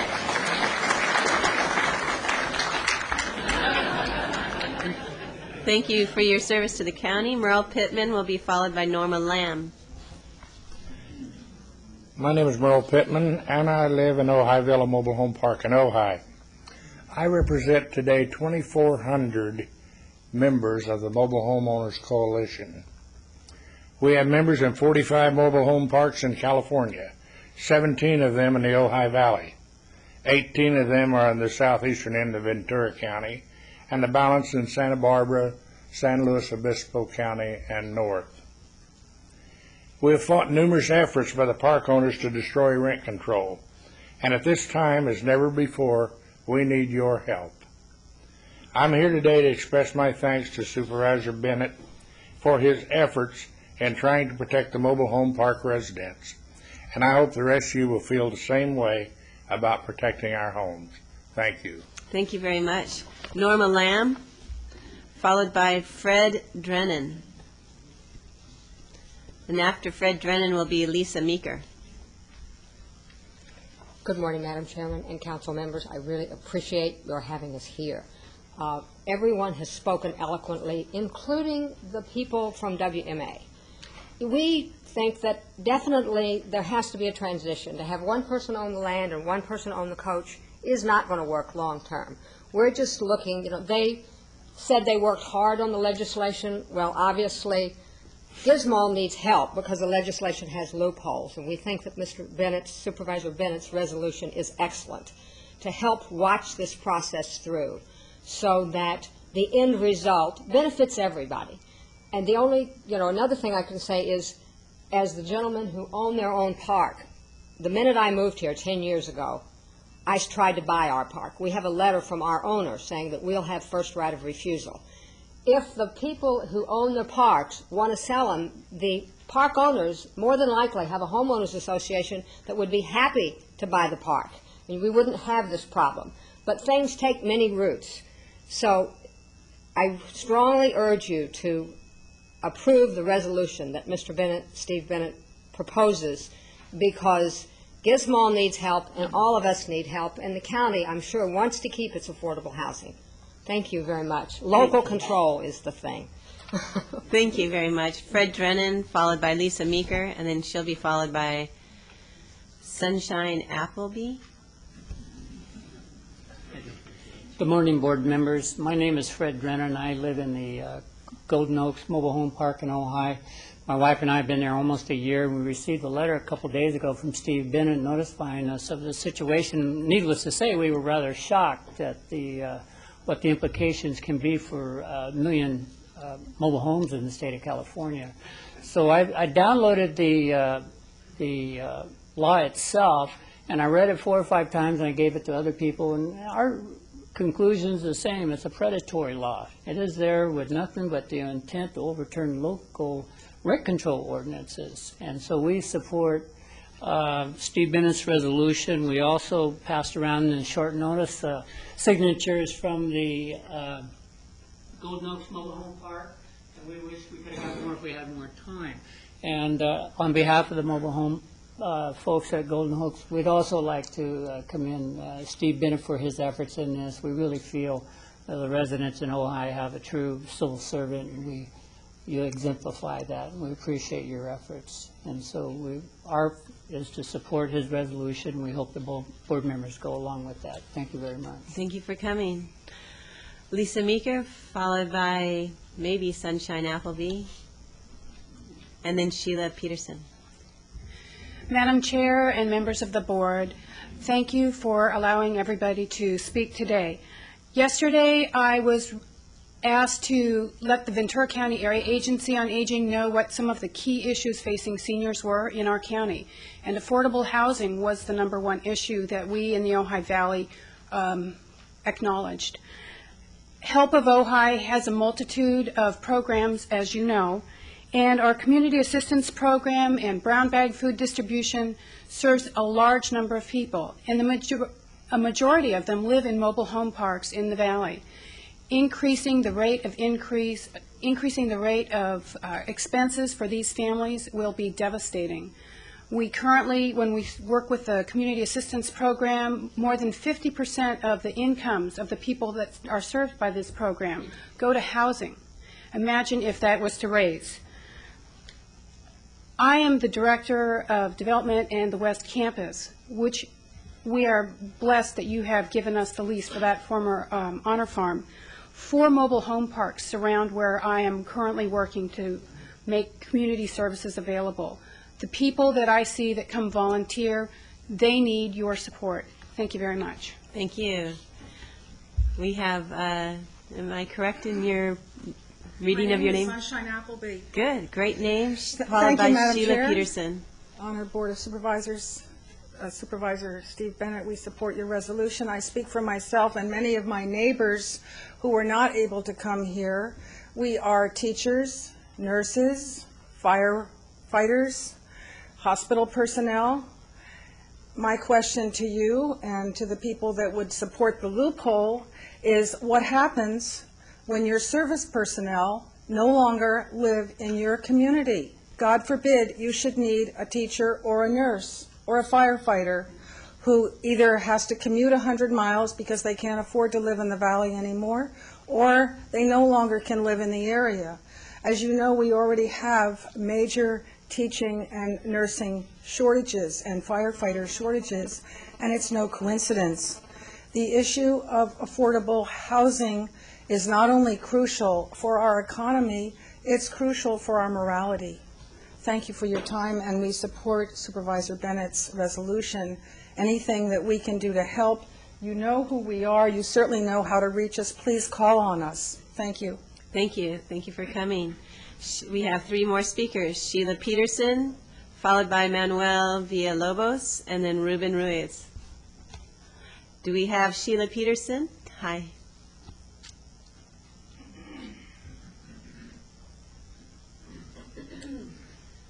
Good morning. I'm Sheila Peterson, and I live in Ojai Villa Mobile Home Estates. I was recently widowed this husband, and if this passes, I will lose my home, and I just thank Steve Bennett for standing up for us. Thank you. Thank you. Manuel Villalobos, followed by Ruben Ruiz.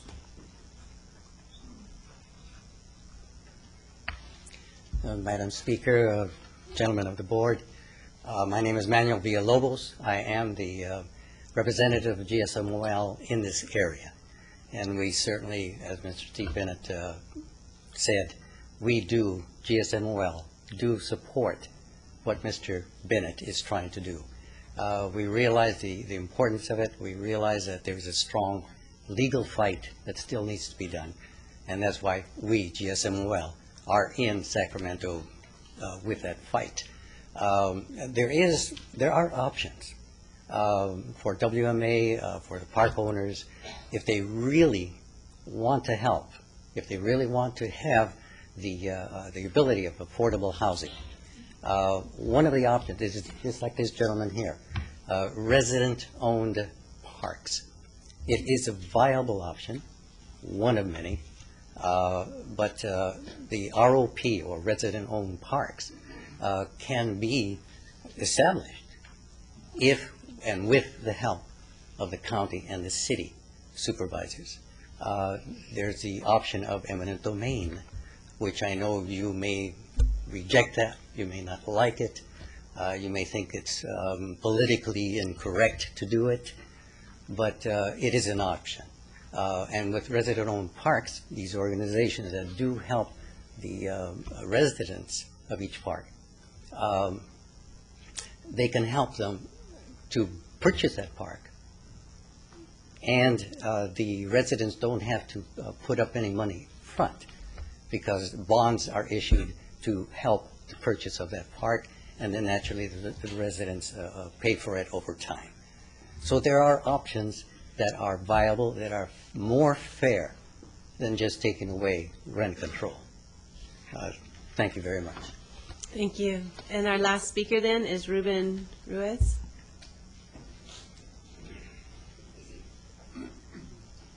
Madam Chair, board members, I live in Arroyo Mobile Home Park in Casita Springs. It's a small park. I think there's only about 50 units in the park.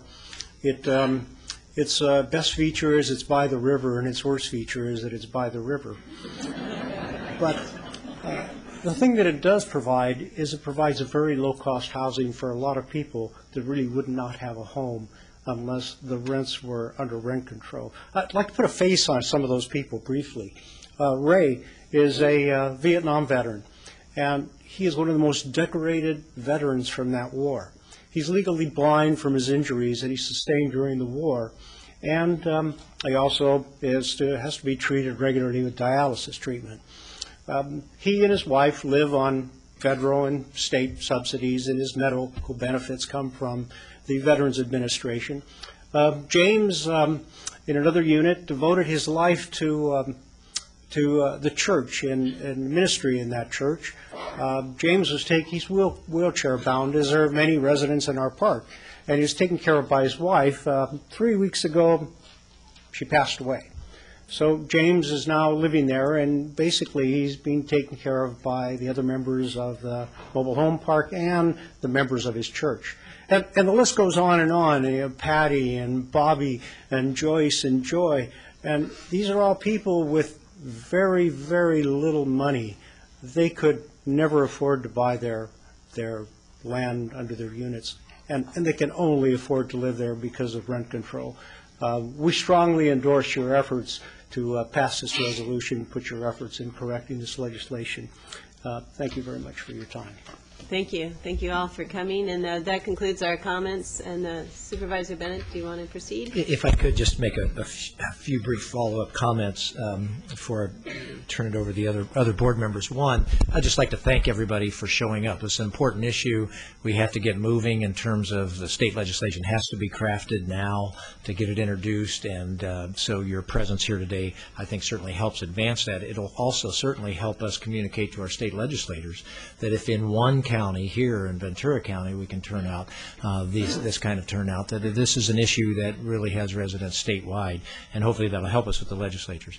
The second thing, just sort of a procedural thing here, but there are many people, the people that spoke, we have speaker cards and we know who you are. If you want to you want us to continue to be in touch with you, there are people from my staff out there that are willing to take your name and phone number and stuff. So if you want to just catch people from my staff as you go out, we'll keep you informed as this issue moves forward. But I'd like to respond to a few things that we heard, particularly from the representatives of the park owners.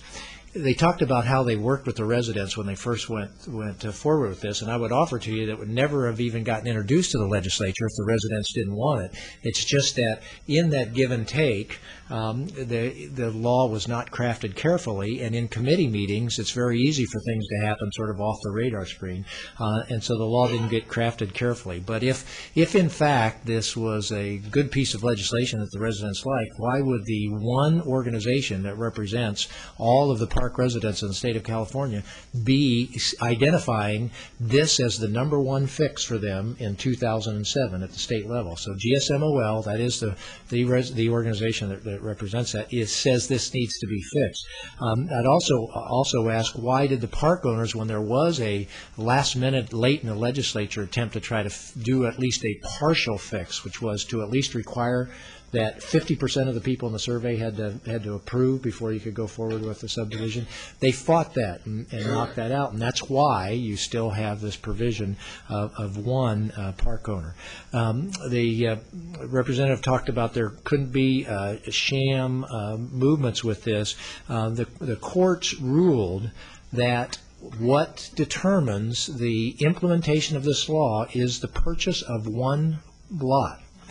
Now, I think it probably is true that if somebody tries to, set the lots at completely outrageous prices, they would say that that's not appropriate. But if even one lot sells, the courts have ruled that's what triggers this, and so that's why we are where we are with this point in time. I would also I'd also ask this. we don't want to fight the attempts to allow park owners and residents to engage in a transaction where they get to buy their lot. We've had a clear demonstration from Mr. Cook that that's one of many ways where you could still have residents purchase their lots, those that voluntarily want to, and have the other residents still be protected by the local rent control law. That gives people maximum protection out there, and those options are out there, and it is being portrayed as sort of an all or nothing. You know, you do this so residents can buy their lots, or you don't let residents buy their lots. And that's just not where this has to end up at all. And I think, Mr. Cook, I really appreciate your commenting about your park and that being able to happen. The residents of Ventura County deserve our support to try to fix this. This is a significant threat to our stock of affordable housing and to people who are caught in this decision. I'm going to finish with this comment. We just have introduced Medicare Part B and all of the choices that seniors have had to go through trying to figure that out. Imagine an 84-year-old senior living by themselves trying to do the math and figure out whether they should come up with $80,000 or $100,000 to buy their place or take their chance on whether they qualify as low income, and will the state rent control law still stay in effect or not. That's just an unfair thing to force upon those people. They ought to have the right to somehow stay under their local rent control law. So thank you very much. I'd be happy to answer questions, and certainly I'll be ready to make a motion after we have our discussion. Any other comments?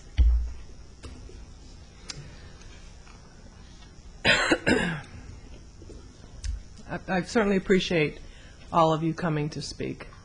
It is very important when government leaders tackle tough issues to hear from the community, and I appreciate Supervisor Bennett bringing this forward. This is something that I think is no question is important to all of us in Ventura County.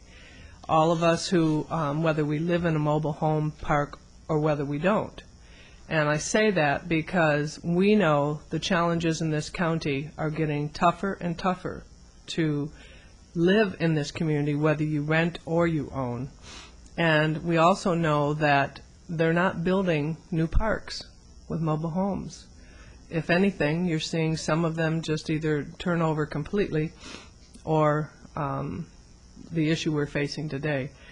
I think that the state and this county has had an existing rule for years on the books, and that rule is we do support rent control for mobile home parks.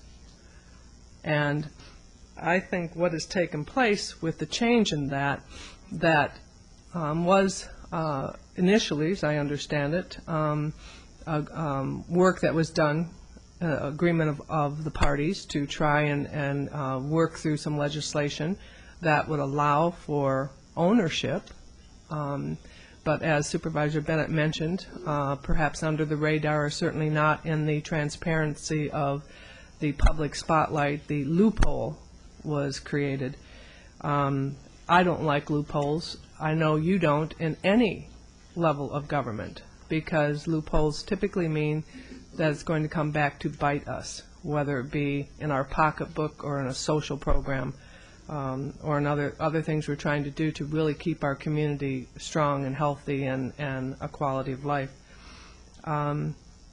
I think that what is proposed for us by Supervisor Bennett allows us to speak up to both the process and the fairness of an issue. I think that to my property rights friends, to be able to say that government works on all sides of someone's desire to own their own home. And with folks who are in the development side of that, we offer, in many cases of development incentives. We offer densities, bonuses for density. So we do offer incentives that are government-driven, government-structured, government-adopted to incentivize developers and property and what could be their property rights and owning the property and having a desire to develop it. So, and I say that because for those folks who would say to me, well, this is a property rights issue, I will say to you that I disagree with that because 2 points. We have a long-standing policy in this county and in the state that supports rent control for mobile home parks. And we also, in all fairness of looking at our community as a variety of housing stock needs that are there, that we also balance that by offering incentives to encourage development, to encourage the diversity of housing that is needed. And mobile home parks is a very important part of that diversity. I rail against a process that creates a loophole, that creates what we're hearing from you today and what we're hearing statewide. Somebody said to me, well, what if they do, probably you have read the example in Florida where a developer went in and they gave $1 million to every mobile home park. Is that an offer you can't refuse or wouldn't refuse?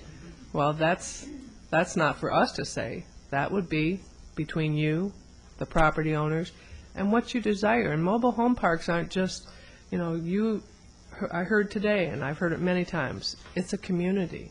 It's more than just a piece of land that you rent and you put your home on, or you own and put your home on. It's a community. And there may not be any price that you would find acceptable to make a change in your community. So I appreciate Supervisor Bennett bringing this forward. Supervisor Foy? I do appreciate you all coming. As you know, this is the first time that we've had a big crowd here since I've been here. I think the other people have enjoyed that in the past, and I know how passionate you are about it. I got a question, though, Steve, or maybe County Council. When did before owners could do this, how long ago? When did the condoizing or selling these off come into effect? This is very fascinating history on this. Actually, the original state legislation passed in the mid-'90s, late '90s. Mm-hmm. It was the very first case took place then in Palm Springs. The park owner tried to do it in Palm Springs. The citizens in Palm Springs went to the Palm Springs City Council and protested it. The Palm Springs City Council, my understanding, put conditions on the subdivision. And they said, if you're going to do this, you have to, and they put some additional conditions on to try to protect the residents in the park. The park owners took the Palm Springs City Council to court, and that languished in court for, I believe, the whole thing took 7 years. And so it took a long time to get all the way through, get the court ruling.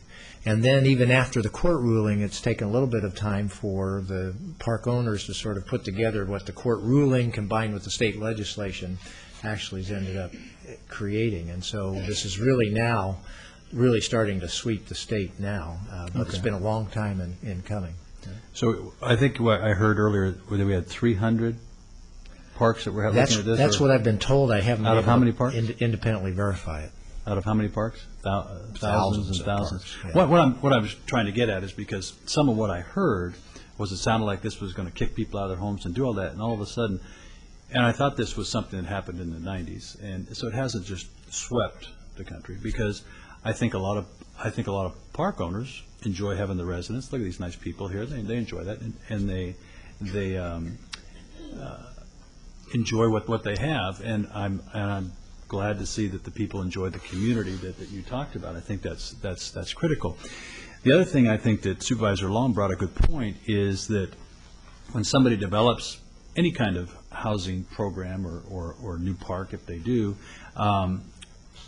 they have the right to say yes or no to the conditions that are put on that park or on any kind of development. And I think that's when government has their right to say, this is what we believe the residents of this county, the residents of the city would like to see happen. I also have, the only thing I have a hard time with on this is when somebody has made their investment, they've purchased their park, and they have residents and people that they've served, and hopefully you all live in good parks, that the owners keep those parks up and they invest that money that you pay them in rents and do that. I just have a hard time with the idea of us unilaterally coming in and saying, okay, now we're going to tell you what you can do. And that's hard. And I know Supervisor Long would say, well, that's the property rights. And I do believe in that. I'm going to tell you up front that I believe that if you owned your own lot in that park, and you would have the right to do what you want with that. Now, within the terms that you decided when you bought in, this is what our CC&Rs say, this is what we have all agreed to, and so you make a wise and informed decision on this is what I'm purchasing and this is what I agreed to do. So there's two sides of this. I don't have as much of a problem on a new park going in or a new housing development where people are coming in and saying this is what we as a county have said we would agree that you would do, and they say yes, I will do that if I'm an owner of that and I agree to those things. But coming in and trying to do this, because the other thing that's why I was asking Supervisor Bennett was how long has this been in effect, because I haven't seen it sweep across and everybody just jumped in and wanted to do it. If it was such a great deal, all the owners would have been doing that. And I think that they do enjoy having their parks, and I know that somebody had said that they didn't want to sell, but they would be the first right to do it because they probably just enjoy it. It's a nice asset they have. They love probably telling people I've got a wonderful park with wonderful residents in it, and I enjoy it. So I just have a little bit of a hard time of pushing this on one side and saying it's a loophole, but if it's a loophole that was such a great deal, I think everybody would jump on it. 300 parks maybe that may be doing this out of thousands. It may not be that great a deal for the owners either. They just may have just liked to leave it the way it is, and people are paying their rents, and they're happy with that. I just don't want to take the extreme side of it, that people are going to be kicked out of their homes. I don't want to see that. And if it gets to that point, I think that's a different thing, because we do need to protect the people. There's no question about it. But I also believe that people who own their property and have it should be able to do what they want. But the same thing, too, is I'd love to see the opportunity where you get to buy that lot and you get to enjoy it, and maybe it's a co-ownership that we've heard. Some people own it. The owner still owns his part of it. You own your own lot. Those are great things. I'd like to see it all work. That's what I believe, and that's where I come from on my comments. Thank you for your comments. I would just say that rent control is essential in mobile home parks particularly. I also, as Supervisor Foy said, really support the concept of being able to purchase your lot if you can do that. And I think that would make it in perpetuity we would have these affordable housing. But I think we need to make sure and step up and uphold that law and make sure that there isn't a loophole that can eviscerate rent control.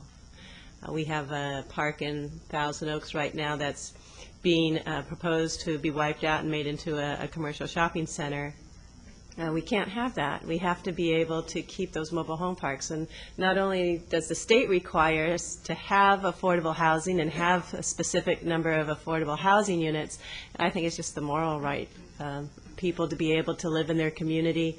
This is a way that we can do it, and I would like to be able to see anything that we can do to assist that continuation. So I definitely support this, and I appreciate you bringing this forward.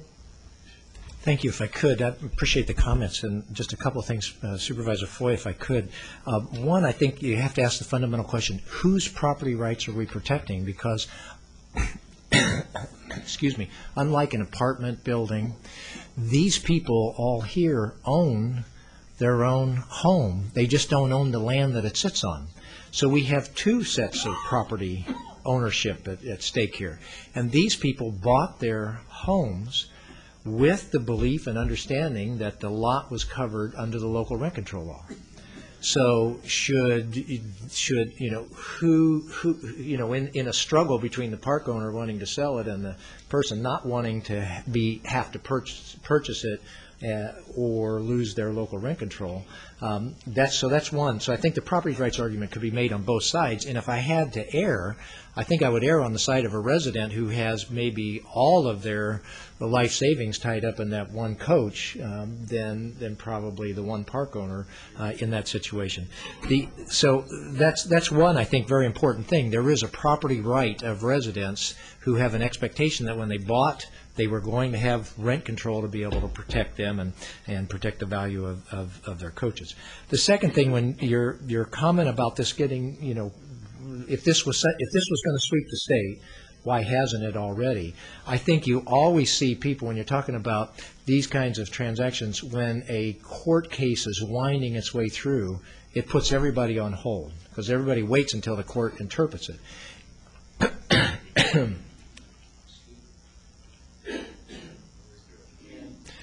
In this situation in particular, there were very compelling arguments made by the city of Palm Springs, and if those would have gone through, you wouldn't have seen very many of these sweeping through because Palm Springs was able to condition the thing in such a way that the residents would have been much more protected.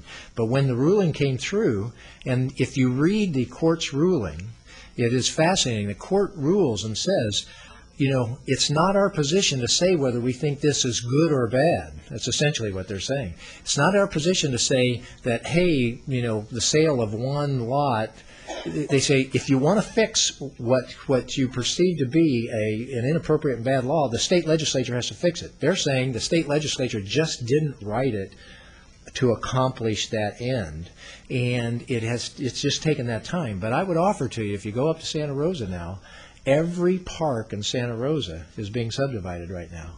And I don't think, if you look at those numbers there, the financial incentive is so high, I don't think that it would take a rocket scientist to think that this will start to move, and that we're probably right at the verge of this thing starting to move.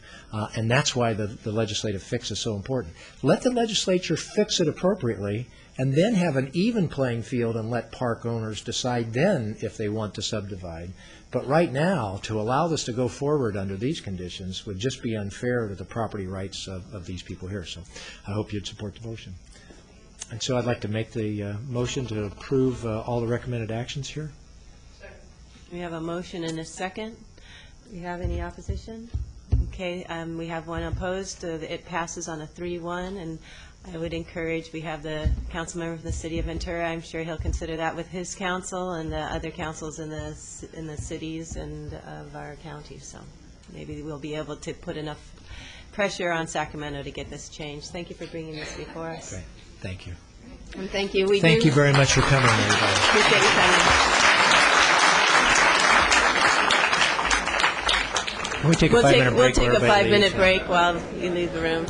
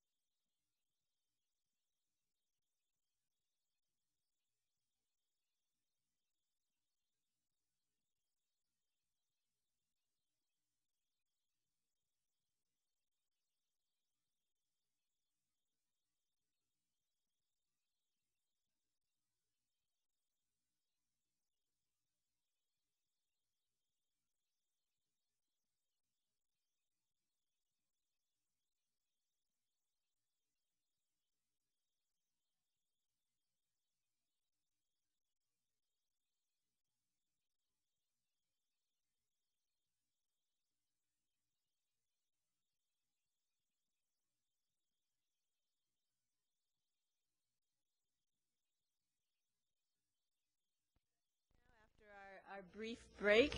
We're back in session, and we'll go to our next 9:30 time certain, and this is with our treasurer, Mr. Matheny, our report on investments. Good morning, Madam Chair, members of the board, and Mr. Johnston.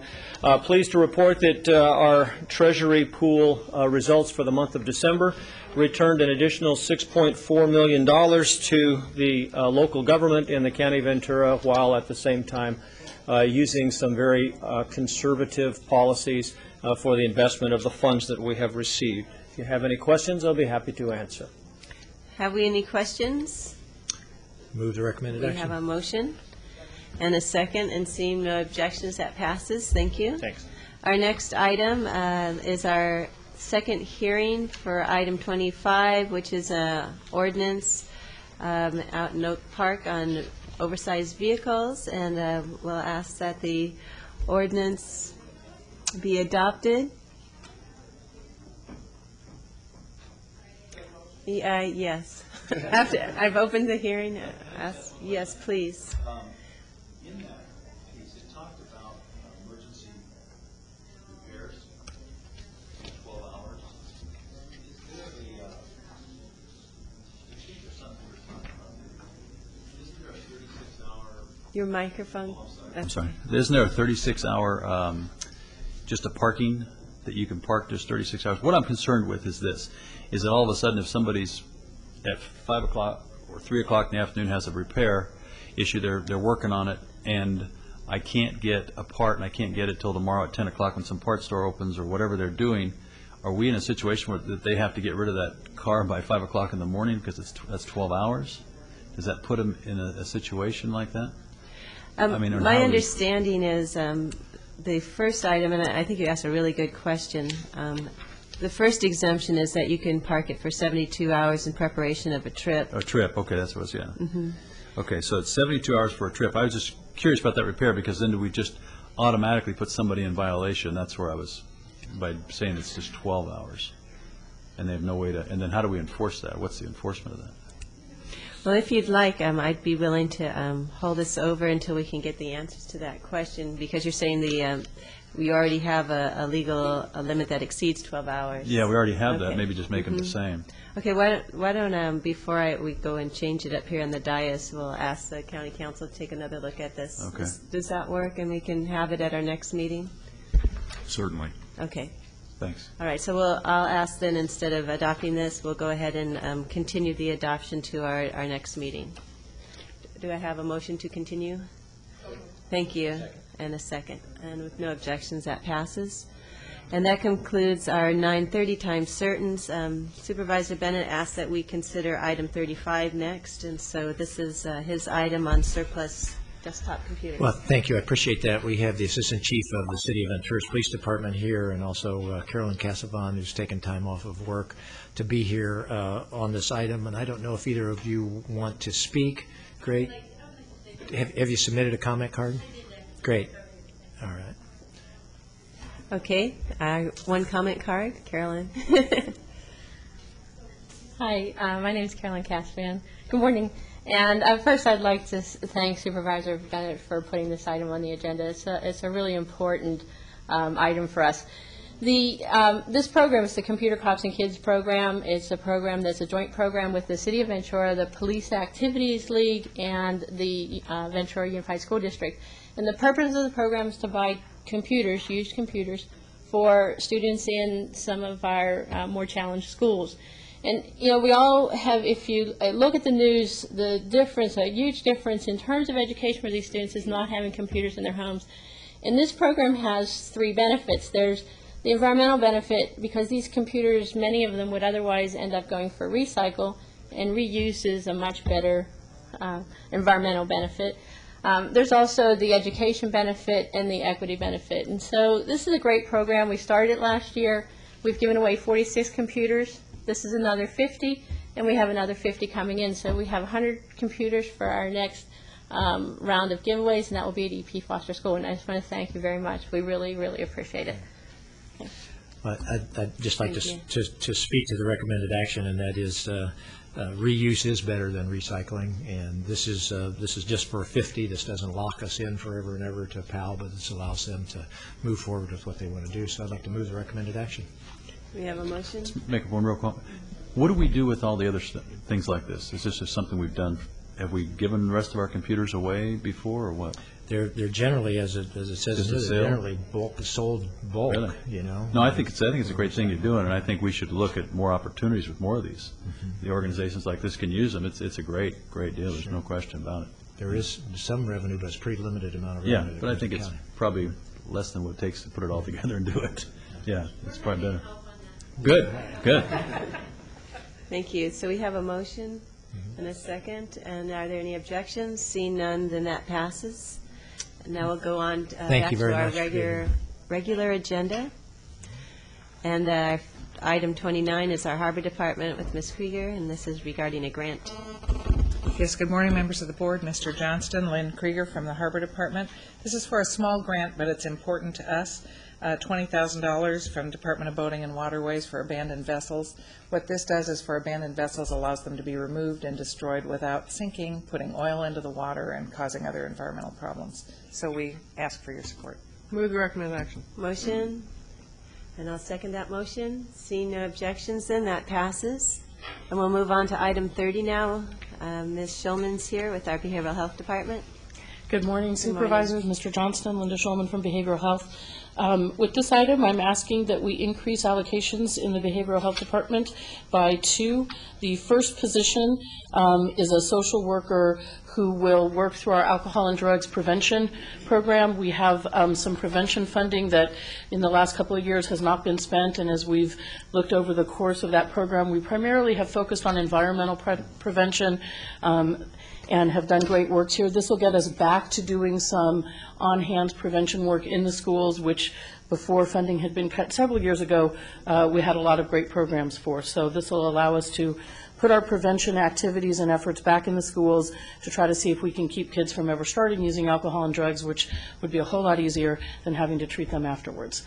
The second position is a social worker who would work in partnership with public health and ambulatory care to become part of a comprehensive team for children with diabetes who oftentimes, because of the medical condition, suffer from some serious emotional problems in coping with it and their families, the stresses of managing it.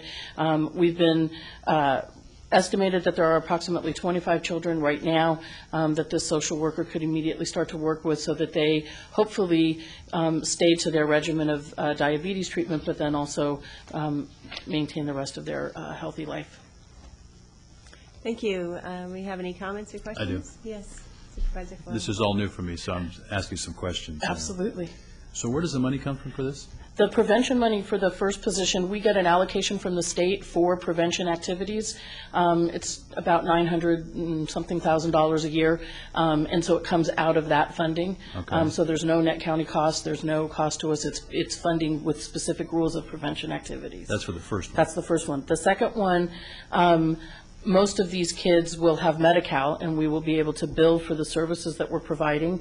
Through EPSDT, we get about 95 cents on the dollar, and the rest of the money that would be our cost to this program, public health and ambulatory care through some of their funding streams are giving us the additional funding so that, again, we have no new costs into our budget to fund the position. So there's nothing else added to your budget at all? And The positions, but not any revenues or allocations for it, or appropriations, right, just the positions. But we're able to manage them within our current appropriations. You are? Mm-hmm. Okay. But by adding this, but if that, for some reason, your budget's short, then we have to help. Well, the prevention money has been allocated, so we know that that money's there. If for some reason that prevention money were to go away, we would have to reassess our entire prevention budget. We might keep this position and not do something else that we do through contracts or something, but yes, we would then have to determine how we would want to spend our prevention allocation. Okay, so this is going to be a pretty consistent funding. We believe that these are very low risk to increasing any costs to our department at all. And so you're saying the county doesn't have any additional costs then? No, not for these two positions. Okay. Linda, are we still seeing sufficient turnover that when we do have issues where you have to adjust the budget, that there are vacancies that allow you either to transfer people or to freeze the positions and not fill them? Absolutely, and certainly with MHSA, we have, several vacant positions through the MHSA program that if that were, that we haven't been able to fill yet. So if we move into budgeting next year, and we had some social workers who for some reason, these programs had changes that we're not anticipating, we would have vacancies Because to move them historically, into. that's the way it's been, and it continues, because the supervisor, when we talked yesterday, his concern was when you add positions in, if the stream of revenue is coming from some other source that we may not control, what happens when that goes away, knowing that there's kind of a history in government that nobody gets laid off or gets cut back. Now, we all know that that's not true anymore, but it is kind of a perception, so. Yeah, these two positions, we feel very confident. The prevention money comes annually. There's no reason to believe it's not going to continue coming. EPSDT is an uncapped source of federal Medi-Cal funding from the federal government that there's no reason to believe that that would also be going away.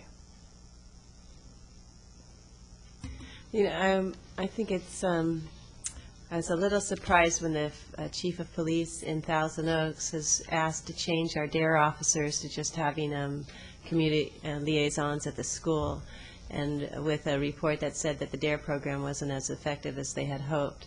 And with this kind of program where you're going into the schools and kind of essentially the same thing, trying to prevent people from, or school children from getting onto drugs or alcohol, I'm wondering if you have a strategy that is more effective than what they have seen. I think as it references here, there's a best practice that the program that we're working on with the pilot programs for the counselors in the school. It's a strategy modeled on the drug abuse prevention, what works, and through SAMHSA, understanding substance abuse prevention. And these are programs that have a history of making some good success, and that's what we're modeling off of. And the partnership with the schools is phenomenal. They've been very active in the dialogue and in the development of how these positions and how this program will work. So maybe more targeting towards individuals that might have a propensity for it than just going, full classes. That's exactly right. Looking to identify the people that we can really help. Thank you. So did we have a motion on this? I don't think so. We have a motion and a second, and seeing no objections to that motion, good questions, that item passes. And you also are here for item 31? I am. Just before you jump to item 31, I'd just like to offer my perspective from working in the high schools. I think you're absolutely right. The programs are, I think a program like this is really designed to find that targeted population that is really at risk and to help them and give them, be available for them, because it's when you find that student that is ready and receptive and you don't have anything for them, that's what those students continue to relapse and stuff. But to just do the broad blanket thing, which is what the DARE program was doing, I think that's what's not going to be effective. Thank you. We are seeing situations where you can do a pretty good job targeting, and there's a whole program that I think the county recently lost, which was helping the younger sisters of teens who got pregnant, and that kind of idea that we can find those families and see those trends. Mm-hmm. On to item 31 then. Okay. Well, this is several different contracts and hiring of a new physician, so I'll go through each one individually. The first one is to increase our allocation with Sylmar Health. Sylmar is the locked IMD that we send our clients to out of county. In the recent year, there's been an influx of clients that have come through a court-ordered process called 1370s, which are people who are found to be not able to withstand the trial because of their mental illness for misdemeanors. And if I didn't say that exactly right, help me. But so we've had a flux of approximately 8 new clients that we've had to put in locked facilities around this court order. We get a minute order, send the client there. We have to comply with the minute order. We've actually, in the department, reduced our client census in the locked facility significantly. So it was a little distressing at first to all of a sudden see our numbers going back up because we had worked so hard to get all of our numbers down.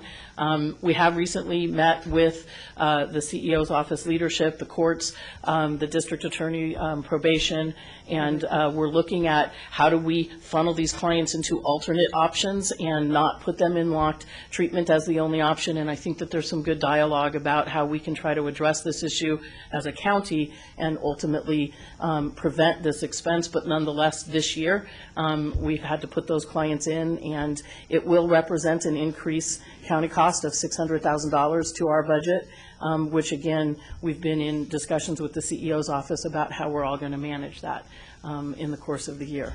So Ms. Shulman, get the hard one out first. You left off the public defender's office. Did you mean to include They were them? there too. I'm sorry. Okay. Absolutely. I didn't mean to. They So were very I vital understand to that it. they've been participating in referring their clients to the courts to go to these locked facilities without necessarily working with the behavioral health department on what they think is best for these same clients. Well, and there was some original sense that that's how the process was going. It turns out that there's probably more of an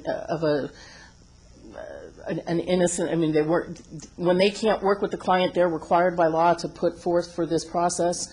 And so now the question becomes, can we get involved in that at an earlier Yes. time so that we can recommend outpatient treatment for the person or figure out some alternatives that don't require us to put them in a locked facility and still get them restored to competency to manage their, civil rights in their trial. Good that we're having that dialogue. Yeah. Okay, so we do have a motion before us, and item 31, Supervisor Foy. You probably knew I was going to ask you some questions. That's okay. Okay, we're going to go from 900,000 to 1.5 million, $600,000. So this is just unexpected. We didn't know we were going to have this That is correct. head count going this way. That's right, and we're estimating, currently there were 8 clients. We spend about $55,000 a year on per client. And so because we've had such an influx through now, we've estimated that additional amount that we think it's going to take us through the end of the year. We're hopeful that this will end up being a lesser amount, which is why we're not doing the appropriations aspect to it right now. As we work collaboratively with the courts and with the process, maybe we can keep it down to just these 8 and ultimately hold it to this increase, which wouldn't ultimately be a full $400,000 because we try to get the clients out as soon as possible as well. So this is a projection of what we will need to manage that contract for the And rest of so the you're year. hoping it's just 1 year like this, or we'll go from 900 up to 1.2, 3, 4, something like that? We're hopeful that as we continue to meet collaboratively with everybody, that we'll find better solutions. It would certainly be much less expensive to hire a part-time social worker who could work within the system and get these people moved into alternative options before it gets to the place of getting a minute order that we have to place them. We also have, we've recently received an adult mentally ill offenders grant that we think will help us to identify these clients much earlier in the process upon arrest, and ultimately even through that grant funnel them into some treatments that will give us less people to work with. So our goal is to make this new population of clients that in the history that we were here, we had like 2 every, so we could absorb those 2 and it was no big deal. This year, all of a sudden, I'm like 8, and I was like, okay, that's new. We better come talk to everybody and say what's going on and try to tackle it as soon as possible. So where do you, I don't know, we know where this money's going to, you're going to try to figure out where this money's coming from? Let me take a shot at this. My understanding of the situation is that the courts, by minute order or by court direction, have required this to be done, and under the law, we are mandated to provide that service, which we are doing. What this action does is allows us to increase the contracts to a level that we'll be able to make the payments to these services. The money will only be spent in the event that it has been mandated, basically by the courts directing these people into treatment. Correct. How it will be paid for, one, we're hopeful that we're not going to run the full 600. We just figure we'll increase the contract to that amount and then work hard not to have to spend it. That's number one. Number two, out of a budget that's $1.5 billion, there will be some savings in different places within the budget, in some cases even within the mental health budget. And so what the budget office will do is they will monitor that, and before anybody starts, coming to your board and wanting to reach into your savings account, we will take the existing appropriations and reallocate them as necessary, and hopefully that will cover everything. At this point, we're optimistic that we will be able to do this within existing appropriations. But as we get closer to the budget and we get the next quarter's accounting period, we'll have a better handle on that, and we'll give you a report at that time. But the fact is that there are things that we do, and I will be coming, in fact, I'll be commenting on this under board comment regarding what we're doing in the Guardian's office. There are certain requirements that the government, the local government, must comply with.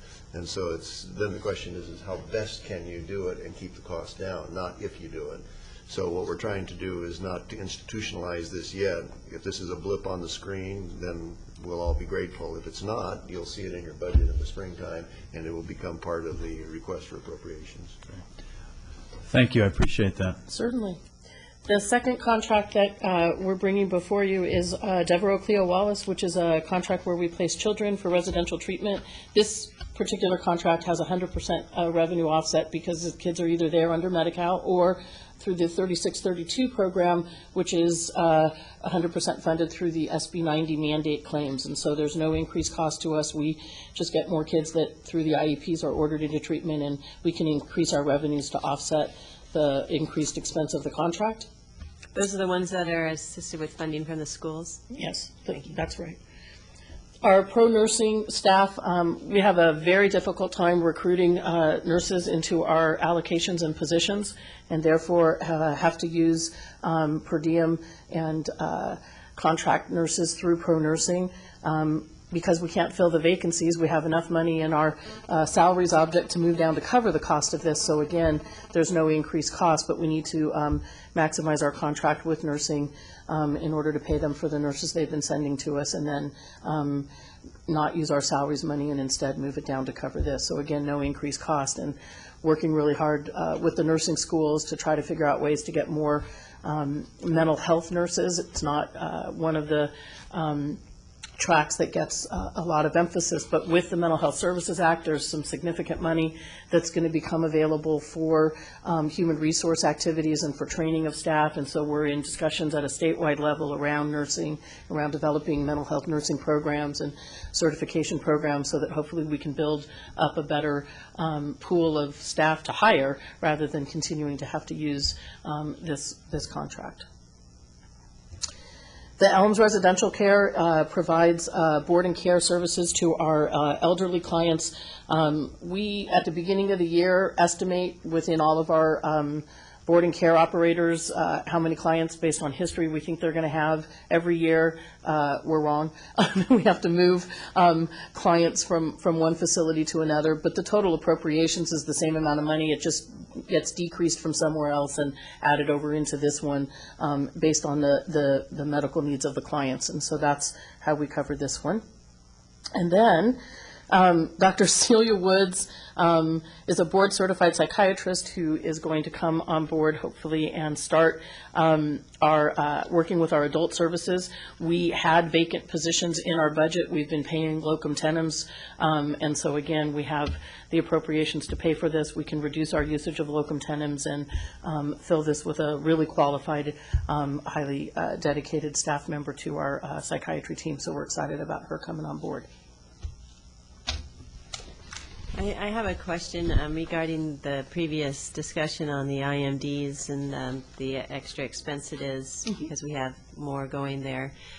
Would it be less costly if we had our own in-county IMD? The operations of the IMD would be the same cost, although if we built a locked facility with 15-bed units instead of the larger facility, they would then be eligible for Medi-Cal reimbursement, and so we could offset a small portion of the cost that we currently pay just straight out of our realignment funding for the most part. So we would be able to bring in a revenue offset through the FFP if they were small units. Once you're larger than 16, you no longer qualify for Medi-Cal. So if we were to build 3 15-unit locked facilities, as a way of solving for that, then we could potentially bring revenue to lower the cost, but otherwise the operations cost would be pretty much the same. Although we might be able to do lower lengths of stay because they're here and we can integrate them closer. It's certainly the better model is to get that locked IMD built here in the county. Thank you. Any other comments? We have item 31 before us. I believe it had a revision too on The signature pages got messed up between 30 and 31. We have a motion and a second. Any objections? Seeing none, that passes. Thank you for the exclamations and explanations. Thank you. Thank you. Our Human Services Agency, item 32. Good morning, Madam Chair, members of the board, and Mr. Johnston. My name is Cheryl Moore, and I'm the Executive Director of the Workforce Investment Board. With me here today is Richard McNeil, who's a member of our staff. Item 32 before you is a recommendation for the appointment of 2 new members to the Workforce Investment Board for 2-year terms. One is Johnny Rodriguez, who's the Director of the Center for Employment Training in Oxnard. The other is Teresa Johnson, Director of Adult and Continuing Education at the Ventura Unified School District. Both candidates are very well qualified, and they are very supportive of workforce development in the county. Their appointments will enable the Workforce Investment Board to comply with mandated public sector representation by one-stop partners as required under the Workforce Investment Act. I'll be glad to respond to your questions. Questions or a motion? Good recruiting? Yeah, I certainly support the action, but did you happen to hear the public comment that was made this morning? Yes, I did. Okay. If you I took would notes. follow up on it, thank you. I will, thank you. Move the recommended action. Motion is second. Seeing no objections, the motion passes. Thank you for being here for that. And you're also doing item 33? Yes, I am. Item 33 is a recommendation to ratify and approve the submission of a grant application to the California Work Investment Board. We are requesting funds over a 2-year period to provide a pre-vocational training program that targets at-risk youth. As you will note, we are requesting ratification as well as approval for the submission of our grant because the timing was such that we needed to take this kind of position. We had a very short turnaround time to be able to prepare the grant and coordinate with our partner organization, Goodwill Industries. So because we were unable to submit the request for board approval in advance, we did get approval for submission of the application from the county executive office on January 8th, and then are coming back to you just at the soonest possible time for the ratification. Thank you. Any comments or a motion? We have a motion. Second. And a second. Seeing no objections, that passes. Thank you. Thank you. Our next item would go to our policy matters, and item 36, which is a request of mine to appoint Tom Rich to the Harbor Commission. He's likes to do his homework, and he has a completely open mind, so we'll see what he thinks. Second. Motion and a second. Seeing no objections, that passes. Item 37 is Supervisor Long's appointment. Thank you, and it is my recommendation for board support for Robert C. Pinkerton to join the Ag Policy Advisory Board. He will be replacing long-time and fully so dedicated Ellen Brokaw's position, and probably some of you know Bob. He's also very much a long-time agricultural family and supporter in the community, so that's my motion. Motion and a second. Seeing no objections, that passes. And I know Ellen Brokaw will move on to other things that are important in the farm community and to herself. She's wonderful. Our next item also is Supervisor Long, is that right? Yes, and again, asking for the board support to appoint W. John Colwick to the Cultural Heritage Board, Santa Paula resident, architect by profession, and very much involved with historical properties over his professional career. I think he'll be a great asset to the Cultural Heritage Board. That's my motion. We'll second that. Any objection? See none. That also is approved. And finally, we have another appointment. Yes, thank you. And this is to ask for the board support for Sam Kaplan to be appointed to the Mental Health Advisory Board. Mr. Kaplan lives in the village in Camarillo, Leisure Village. He is, although somewhat new to our county, he and his wife has worked in the mental health arena for years. And he's very able, willing, and excited about serving, and has attended a couple of the meetings already. So that's my recommendation. Thank you. We have a motion and a second, and seeing no objections, that passes. Good to get all those appointees on there. We all need to follow suit, don't we? Our next item then is our Public Works Agency, and our item 40, which is a agreement with the State Department of Transportation, also known as Caltrans. Nasir Lalani, Madam Chair, members of the board. I'm acting director for Butch today, so that's why you're seeing me up here. And the item is to enter into a cooperative agreement with the Caltrans to fund the improvements at the main Highway 126 intersection in Piru. The Caltrans letter that's attached to the board letter details what the improvements will be, and the board letter itself has detailed the negotiations that we've gone through in order to arrive at the agreement that we now have. So I'm really here to answer questions, and also Gary Kevorkian and other members of the Caltrans staff are here to answer your questions also. Do we have any questions, comments, motion? Yes, I will certainly put forward the motion, and I will thank staff for bringing this forward. As you see, the letter is a little terse, and we don't, it's not always so with Caltrans, but this one was a tough one for us to really try to work through, and I've worked with Mr. Britt and his team and talked to Mr. Failing over the last year, well, ever since the traffic report came out from our consultant for the neighborhood council for the Piru neighborhood. So obviously we agree to disagree, but we agree that at the end of the day we must at least move whatever we can forward to make improvements at this intersection for the community, but also for all of Ventura County, which is the fine point that we're still in a little dispute over. But I will also say to the board that staff has done an excellent job in sending a comment for the record to the Newhall Ranch Landmark Village project that is going through the specific plan process.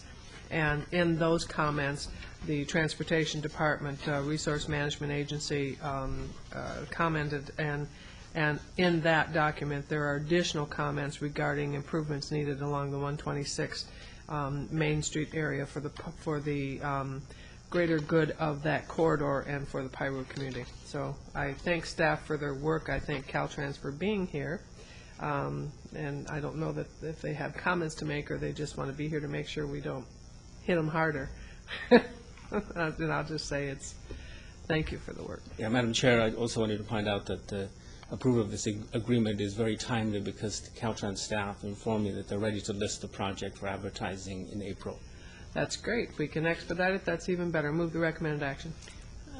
Motion and second. Was there a reason why Caltrans was opposed to including pedestrian crossing?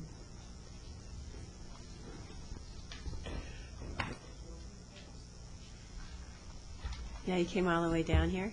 Madam Chair, board members, my name is Gary Kevorkian. I'm the Senior Transportation Engineer representing Caltrans for the Ventura County area for the last 9 years, and we've had excellent working relationship with the board members. I look forward to serve on future challenges on safety issues. The pedestrian issue, and I heard a comment made earlier today as I was sitting in the back. The pedestrian issue right now, there's no allowance for pedestrian crossing at the four corners of that intersection. We've done some counts out there. There's no need. There are no pedestrians crossing at that location. It's unsafe. Also, we've done some intergovernmental reviews, and there is some development that's coming ahead, and that pedestrian aspect will be improved and will be part of the mitigation measure that the developer would have to address, and Caltrans would provide the support level indeed for the pedestrians to provide the safe movement of the pedestrians at that intersection. We are here to support Mr. Butch Britt and his team and Mr. Lalani to cooperate on this project. It's an important project, and we are here to serve the county any way we can. Thank you. I note that there are certain instances where Caltrans is actually supporting crossing just for pedestrians, because pedestrians need to cross. We're seeing that also on PCH out in my district, that people need to cross, and we're getting a lot of, unfortunately, people being hit by cars trying to cross. So it's, I was surprised to see that there wasn't the support. When you have the opportunity, I would think, do it. You know, when you're putting in signals, make sure you get the pedestrians in there too. But thank you for coming, and we do have a motion and a second, and I don't see any objections to the motion, so that passes unanimously. Our next item then on the agenda would be item 41, and this is our rubberized asphalt. And Mr. Lalani's back again for this. Yeah, I'm back again. This is really a no-brainer. It's a grant that we essentially get for using rubberized asphalt, which we're doing already. The only thing we have to be careful with rubberized asphalt is it's very temperature sensitive. So we have to be very careful about that. But the projects you see listed would be the ones that we would get the grant money for, and the grant money is very specific to those projects. And the only other thing I would explain is that we're coming to the board sort of after the fact, because it's one of those first come, first served. So we wanted to get into the first cycle, and the due date for that was already passed. And so we rushed to get the application in and then said we'll get the paperwork done, because it's just free money, essentially. But it is a first come, first served program, so we wanted to get in the list first. Thank you. Are there comments or questions? I just want to compliment staff for moving fast. This is a great program, so I'm glad you moved fast, and this is a good one to ask for forgiveness on rather than... Thanks. I'll pass that on to Mr. Britt. Go ahead. Temperature sensitive, would you explain that, since I had an issue in my district regarding rubberized asphalt that was placed down? Temperature sensitive to the temperature of the rubberized asphalt, not to the outside temperature of our climate. Okay, as I understand it, it's related to the ambient temperature of the time that you're setting the rubberized asphalt down. If it's too cold, then the rubberized asphalt cools too quickly and doesn't give a good riding surface. So we are very careful about that. And the material itself has to be a certain temperature. And the material itself Thank has you. to be. But the two are kind of correlated. When it gets too cold, the material cools too quickly. Any other questions? Thank you. Okay. Thank you. So you don't want to do it in the cold winter months. Every once in a while we have a tough winter. Well, thank you for coming forward with this one, and we have a motion. I don't recall. Second. We have a motion and a second. See no objection, that passes, and it's a nice addition to the roads too, because it lowers the level of noise from cars, so that's important. Yes, it does. Item 42 then is regarding an agreement. Yeah, we have a master agreement with Caltrans that essentially allows us to receive funds from Caltrans, and so we've had one in place for some time. Caltrans indicated there have been some changes in the regulations, and we need to do an updated master agreement.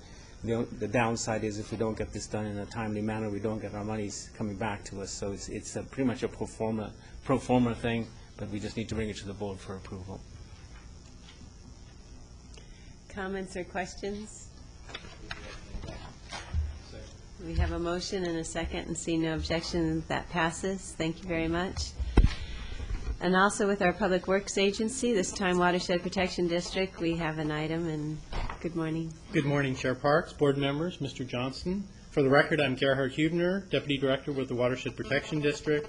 Also with me today is our Director, Jeff Pratt, and Ms. Pam Lindsay, Manager of the Environmental Section. I'm here today to present a request for a contract modification with URS Corporation to finish the CEQA and permit process for the operation and maintenance EIR. The purpose of this programmatic EIR is to obtain long-term operations and maintenance permits, allowing the district to conduct O&M activities without having to apply for individual permits or file separate CEQA documents for each activity. High priority flood issues in 2005 supplemented and halted progress on this project. The original contract was for $190,000. The consultant completed approximately 50% of the tasks and spent 50% of the budget from the original. $98,220 remains from the original contract, but is insufficient to complete the overall project. The revised scope of work and budget modifications are needed to build upon the regulatory agency's request for additional detail and need to cover more types of operation and maintenance functions at our facilities before they'll issue us the permits. The consultant scope now includes supplemental information in the EIR to include detailed facility location maps, detailed facility catalog with data, photo, and work conducted, best management practices, environmental sensitivity data for each of the district's 350 facilities. It will also include a water diversion guide, preparation guide, additional CEQA analysis for 50% more facilities. I mentioned the water guide already, a station operations manual for our hydrography section, and incorporate our integrated pest management program. We'll also get an annual operations maintenance plan template And of course, as we talked about, notification and recertification of the draft EIR, final certification, and then assistance through the negotiation process. The consultant has estimated an additional $94,180 will be needed to complete the project. The total amount of the original contract and this modification come to $284,180.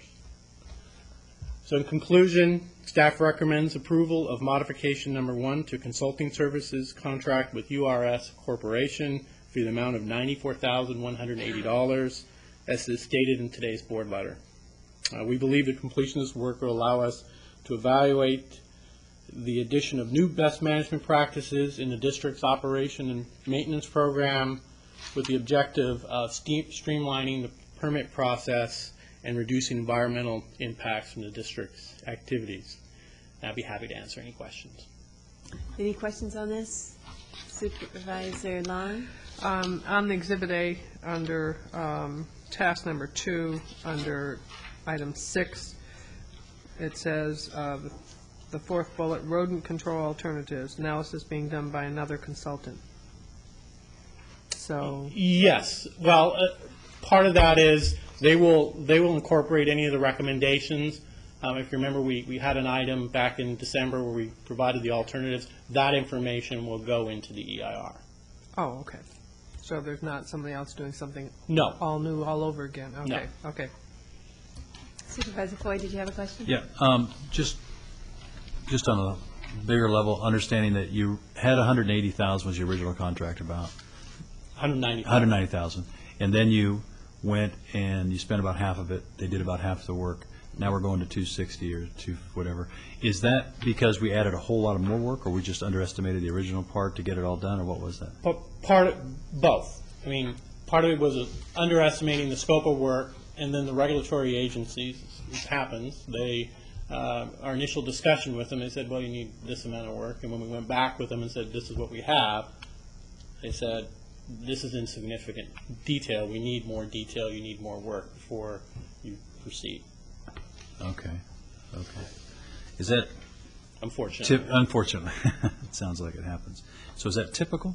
I'm just curious. I just No. want to understand what we say. We're going to approve 190. Now we go to 2. I mean, that's a big number. So I just it is, and no, it's not typical. This is a little bit different, and this is a little bit different undertaking. What we're trying to do is capture all the district's facilities and do an analysis on that. So, the complexity is much more, requiring more work and more analysis. Again, with the objective is not having to piecemeal it or do individual CEQA. Which I think is smart. It sounds like right. it's a smart way. In the long run, it's going to get us where we want. Right. Just going to require a little bit more upfront work. Does this affect your budget by taking this money from someplace else, or what? We have it in our current budget. Okay. All right. Thanks. Thank you. Any other questions? Do we have a motion then? Yes, we have a motion and a second from Supervisor Bennett, and seeing no objections, that passes. Thank you. And then our next item is also a watershed protection district item regarding FEMA and Fresno Canyon. Yes, good morning, Madam Chair, members of the board. For the record, my name is Sergio Vargas, Deputy Director for the Watershed Protection District. I bring forth a recommendation to ratify and approve the submittal by Watershed Protection District of an application to FEMA for funding in the amount of $3 million under the Pre-Disaster Mitigation Grant Program. We're coming to you at this time because of the short notice that FEMA provided at the end of the year. We had to jump on it. It was an opportunity that presented itself at the right time. And we identified a project, Fresno Canyon, in the community of Casita Springs, that was identified as a high flood risk with potential significant damage to roads and private property. The program is ideal for this type of work, and in 2005 we prepared a flood mitigation plan. It was adopted by the board, and that made us eligible for this grant funding. So this is the first year that we had the opportunity to apply, and we felt it was an excellent opportunity that we couldn't miss. So for that purpose, we staff recommendations is for your board to approve the recommendation and of the submittal of this application to FEMA. And if you have any questions, I'll be glad to answer. Do we have any questions? I don't have questions, I just have comments. This is a very valuable project. If we can get funding for this, this could potentially keep Highway 33 from being closed. Fresno Canyon is very high risk, and a lot of properties are down below that and stuff. So it's what's nice is it just happens to be a project that fits all the guidelines. It can get done in a 3-year period of time. It qualifies for all the other things. So I commend staff for moving fast on it and getting the application in on time. I'd move the recommended action. If I may add additional information, in fact, it's all right that is the right location. As we move forward, FEMA has come to a lot of the communities throughout the country in doing levee certification. And it happens that Casita Springs has a levee that protects it. And this particular project will be a component that will help it reach certification. So this is an additional added bonus. We have a motion. Do we have a second?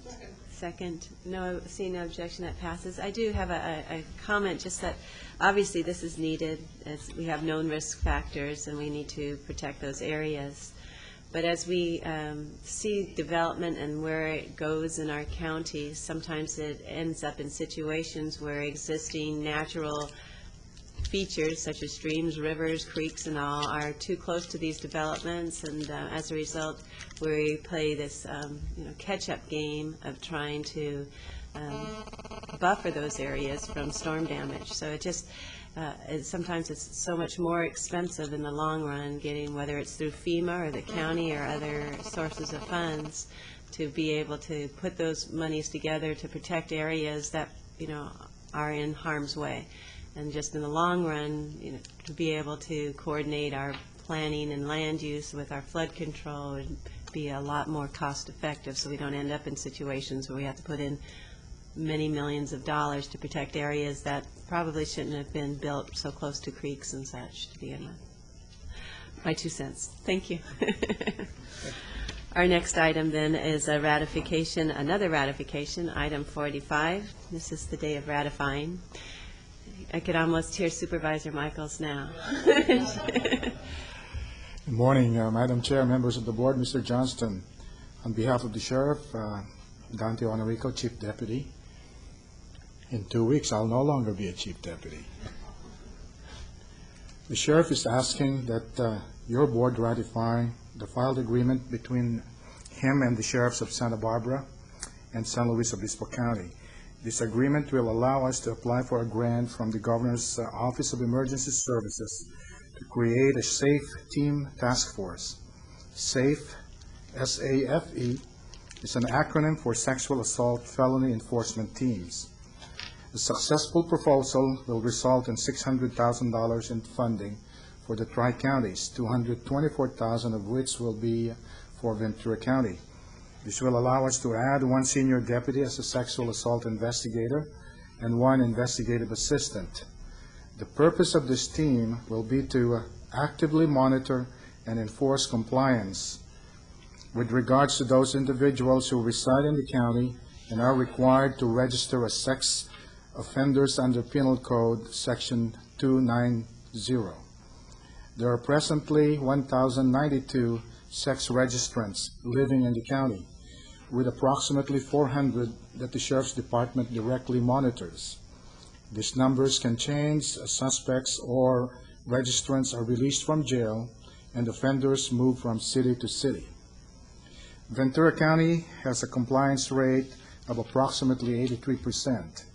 The goal of the SAFE teams operating under this grant will be to attain a minimum of 5% improvement in the compliance rate by June 30th, 2007.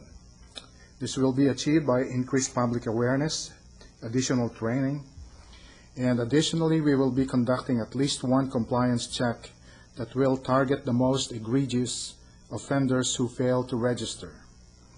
We will also provide in-service training to law enforcement, school resource officers, community resource officers, in Megan's Law and Penal Code Section 290 registration. Thank you. Do you think this might be your last report before the board? I sure hope so, Madam Supervisor. Good answer. And I just want to thank the board for all the Maybe we courtesies. should continue this item. What do you think? Please don't. Thank you. Thank you for the report. Do we have a motion? We have a motion and a second. Seeing no objections, that passes. And then we also have the item 46. In 2 weeks, Jonathan, you will be Deputy Chief Emeritus, but you will always be Deputy. Absolutely, and we will miss him. Madam Chair, and members of the board, Mr. Johnson, my name is Kathy Kemp. I am the Chief Deputy and responsible for the operations of the Detention Services Division. Within that division are the operations of the jails, and there is kind of the foundation for this grant, excuse me, that's coming forward. It's a Mentally Ill Offender Crime Reduction Grant. It was a grant offered through the Correction Standard Authority from the state of California. This grant is a collaborative grant. The lead agency is the Sheriff's Department. However, we also have involved Behavioral Health, the District Attorney's Office, the Public Defender's Office, Probation Department, and the Superior Court. This is a $1 million grant that will actually re-implement a program that we had several years ago. It's called the Multi-Agency Referral and Recovery Treatment Program, which we commonly refer to as MART. The goal of this program will be to reduce the recidivism of about 25% of my jail population that have been diagnosed with a mental illness. Now, this can be accomplished through the MART program with the dedicated resources working together collaboratively through the mental health court. The MART program will focus on the treatment services and support services for adult mentally ill offenders who have what are called co-occurring disorders. That means a primary diagnosis of mental illness and a secondary substance abuse disorder. With the success of this program, our mutual goal is to keep individuals with mental illness out of the criminal justice and the jail systems and in behavioral health programs, which are much better suited to meet their needs. And I'm available to answer any questions. Any questions? It's great to see this emphasis. It is. You mentioned 25% of the population in the jails have some mental illness. A lot of them are that dual Yes, dual addiction. diagnosis. Yes. Right. And I think it is even higher for women, if I recall. Yes, it too. is. It's nice to see funds coming for this program. Do we have a motion?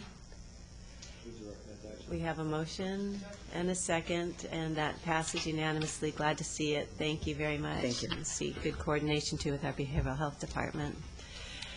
That concludes our regular agenda items. I know we still never finished off with our board comment and our Madam Chair. correspondence agenda. So- I'm certainly in agreement with receiving and filed, but I would like to call out on the correspondence agenda item number 48. And I'd like to call it out because I had received a January 12th memo that was sent from to the regional parole administrators, the process for managing mentally ill parolees in need of enhanced community-based mental health treatment. Again, this was dated January 12th. This letter to us is January 18th.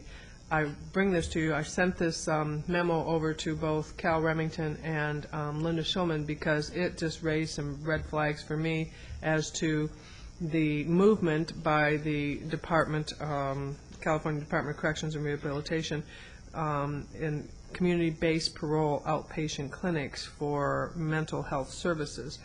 And I question if, in fact, this is shifting some responsibility of the State Department to our local county mental health facilities. Because in the memo, it talks about calling on the community-based mental health treatment for parolees, i.e. our community-based mental health facilities treatment for parolees.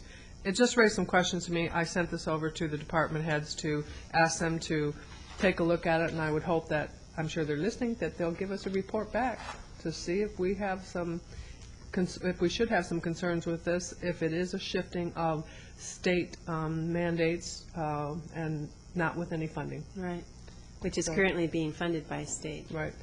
And also combined with that and the emphasis of the state now to put prisoners out of the state, which would mean coming to the counties and other areas. So it would be good to have that looked at. Thanks for bringing that to our attention. With that, do we have a motion to approve the correspondence? Thank you. Receive and file. Move. We have a motion and a second. Seeing no objections, that passes. And then finally, board comments. Supervisor Foy, would you like to go next with your board comments? Sure.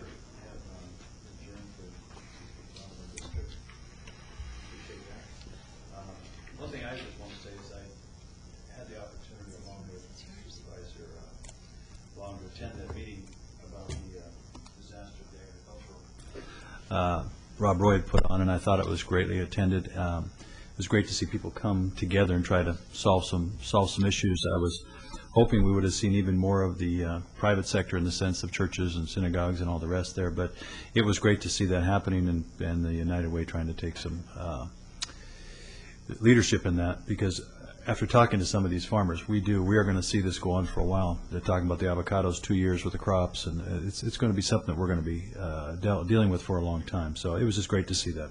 That's all I have. Thank you.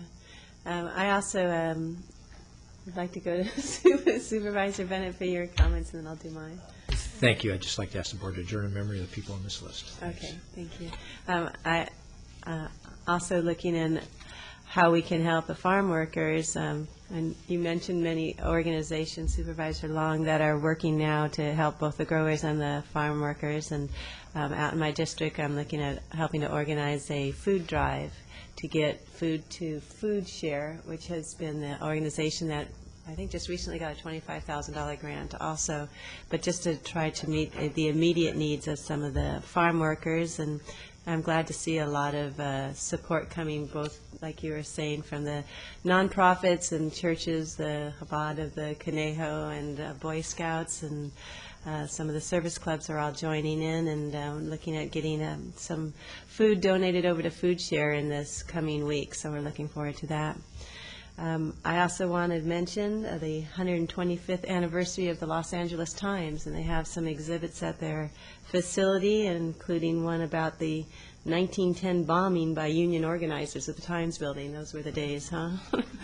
And then I would just ask that we close in honor of a very important person in our community, Lance Corporal Anthony Malia, a United States Marine Corps.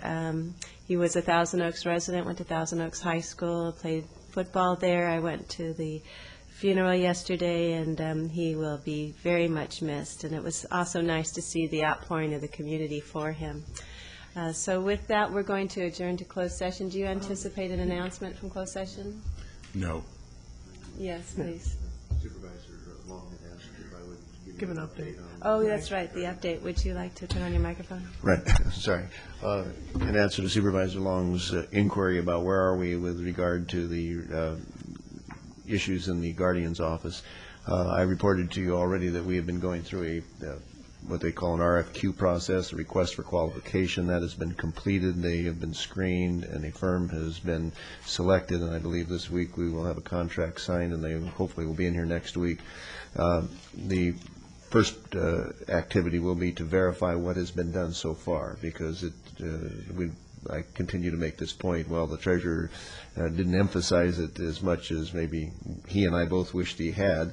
He's done a lot of things over the last year and a half since this issue has surfaced to improve things. What we need to know now is have those things been put in place and what remains to be done. So that will commence next week. Concurrently with that, issues which apparently have been around for 30, 35 years, I guess, at least the history of it, relates to who does what regarding legal representation in the Administrator Guardian's office. And some of the responsibilities lie with the public defender, some lie with the district attorney, some with county council, and some have actually whether they were supposed to be there or not, have for many years were being handled by some fairly expert staff people who for many years did some of the representation. Hopefully they never crossed into the practicing law without a license, but as in government, frequently you do have staff people that develop an expertise over a long period of time.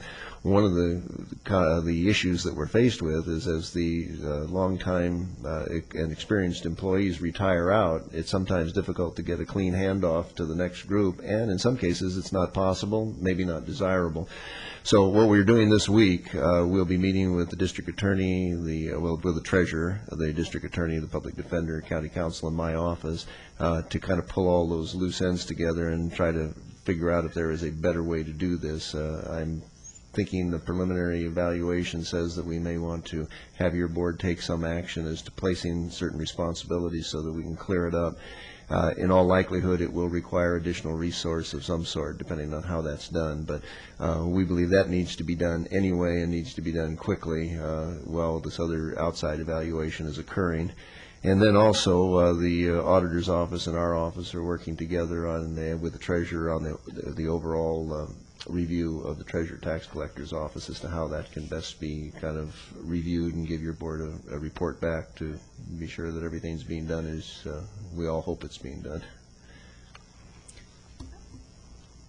My understanding is the audit that we're going to perform is going to look at all the offices under the treasurer, tax collector, public guardian. It's not just the public guardian office. Is that correct? But, well, the first thing that I described, the one that is going to commence next week, is the guardian's office. But we are looking at the entire office in conjunction with the treasurer. The auditor's office does a regular cash audit and the financial audits, but some of the issues get down to organization, under the law, how is it set up, staffing, and the management considerations that have to be looked at. So we're going to try to do this collectively and do it thoroughly this time. And just, again, the audit that's being done at the guardian's office is also a management audit? Right. And well, a systems audit. Systems audit. Will that not be the same case then with the other offices under that same individual? Well, the depth of which we will be doing it throughout the office, I think, will be determined based upon advice from the auditor's office as well as what we discover. We don't have reason to believe that there are major problems there, but what we're going to try to do is just have that fresh look from the outside to kind of give us. And that kind of is my question. We're hiring a firm to do more than one office, or you're going to have that firm just do the public guardian right office? Now, right now, their assignment is to deal with the guardian's office and get that wrapped up. But they or someone else may be asked to do more because your board has directed us that you want to see a complete review of everything within that office. But the first two steps are going to be to try to get the really good handle on what actually has happened there and give the community some level of assurance, if corrections have been made or if they haven't been made, what they can look forward to and how quickly it can be achieved.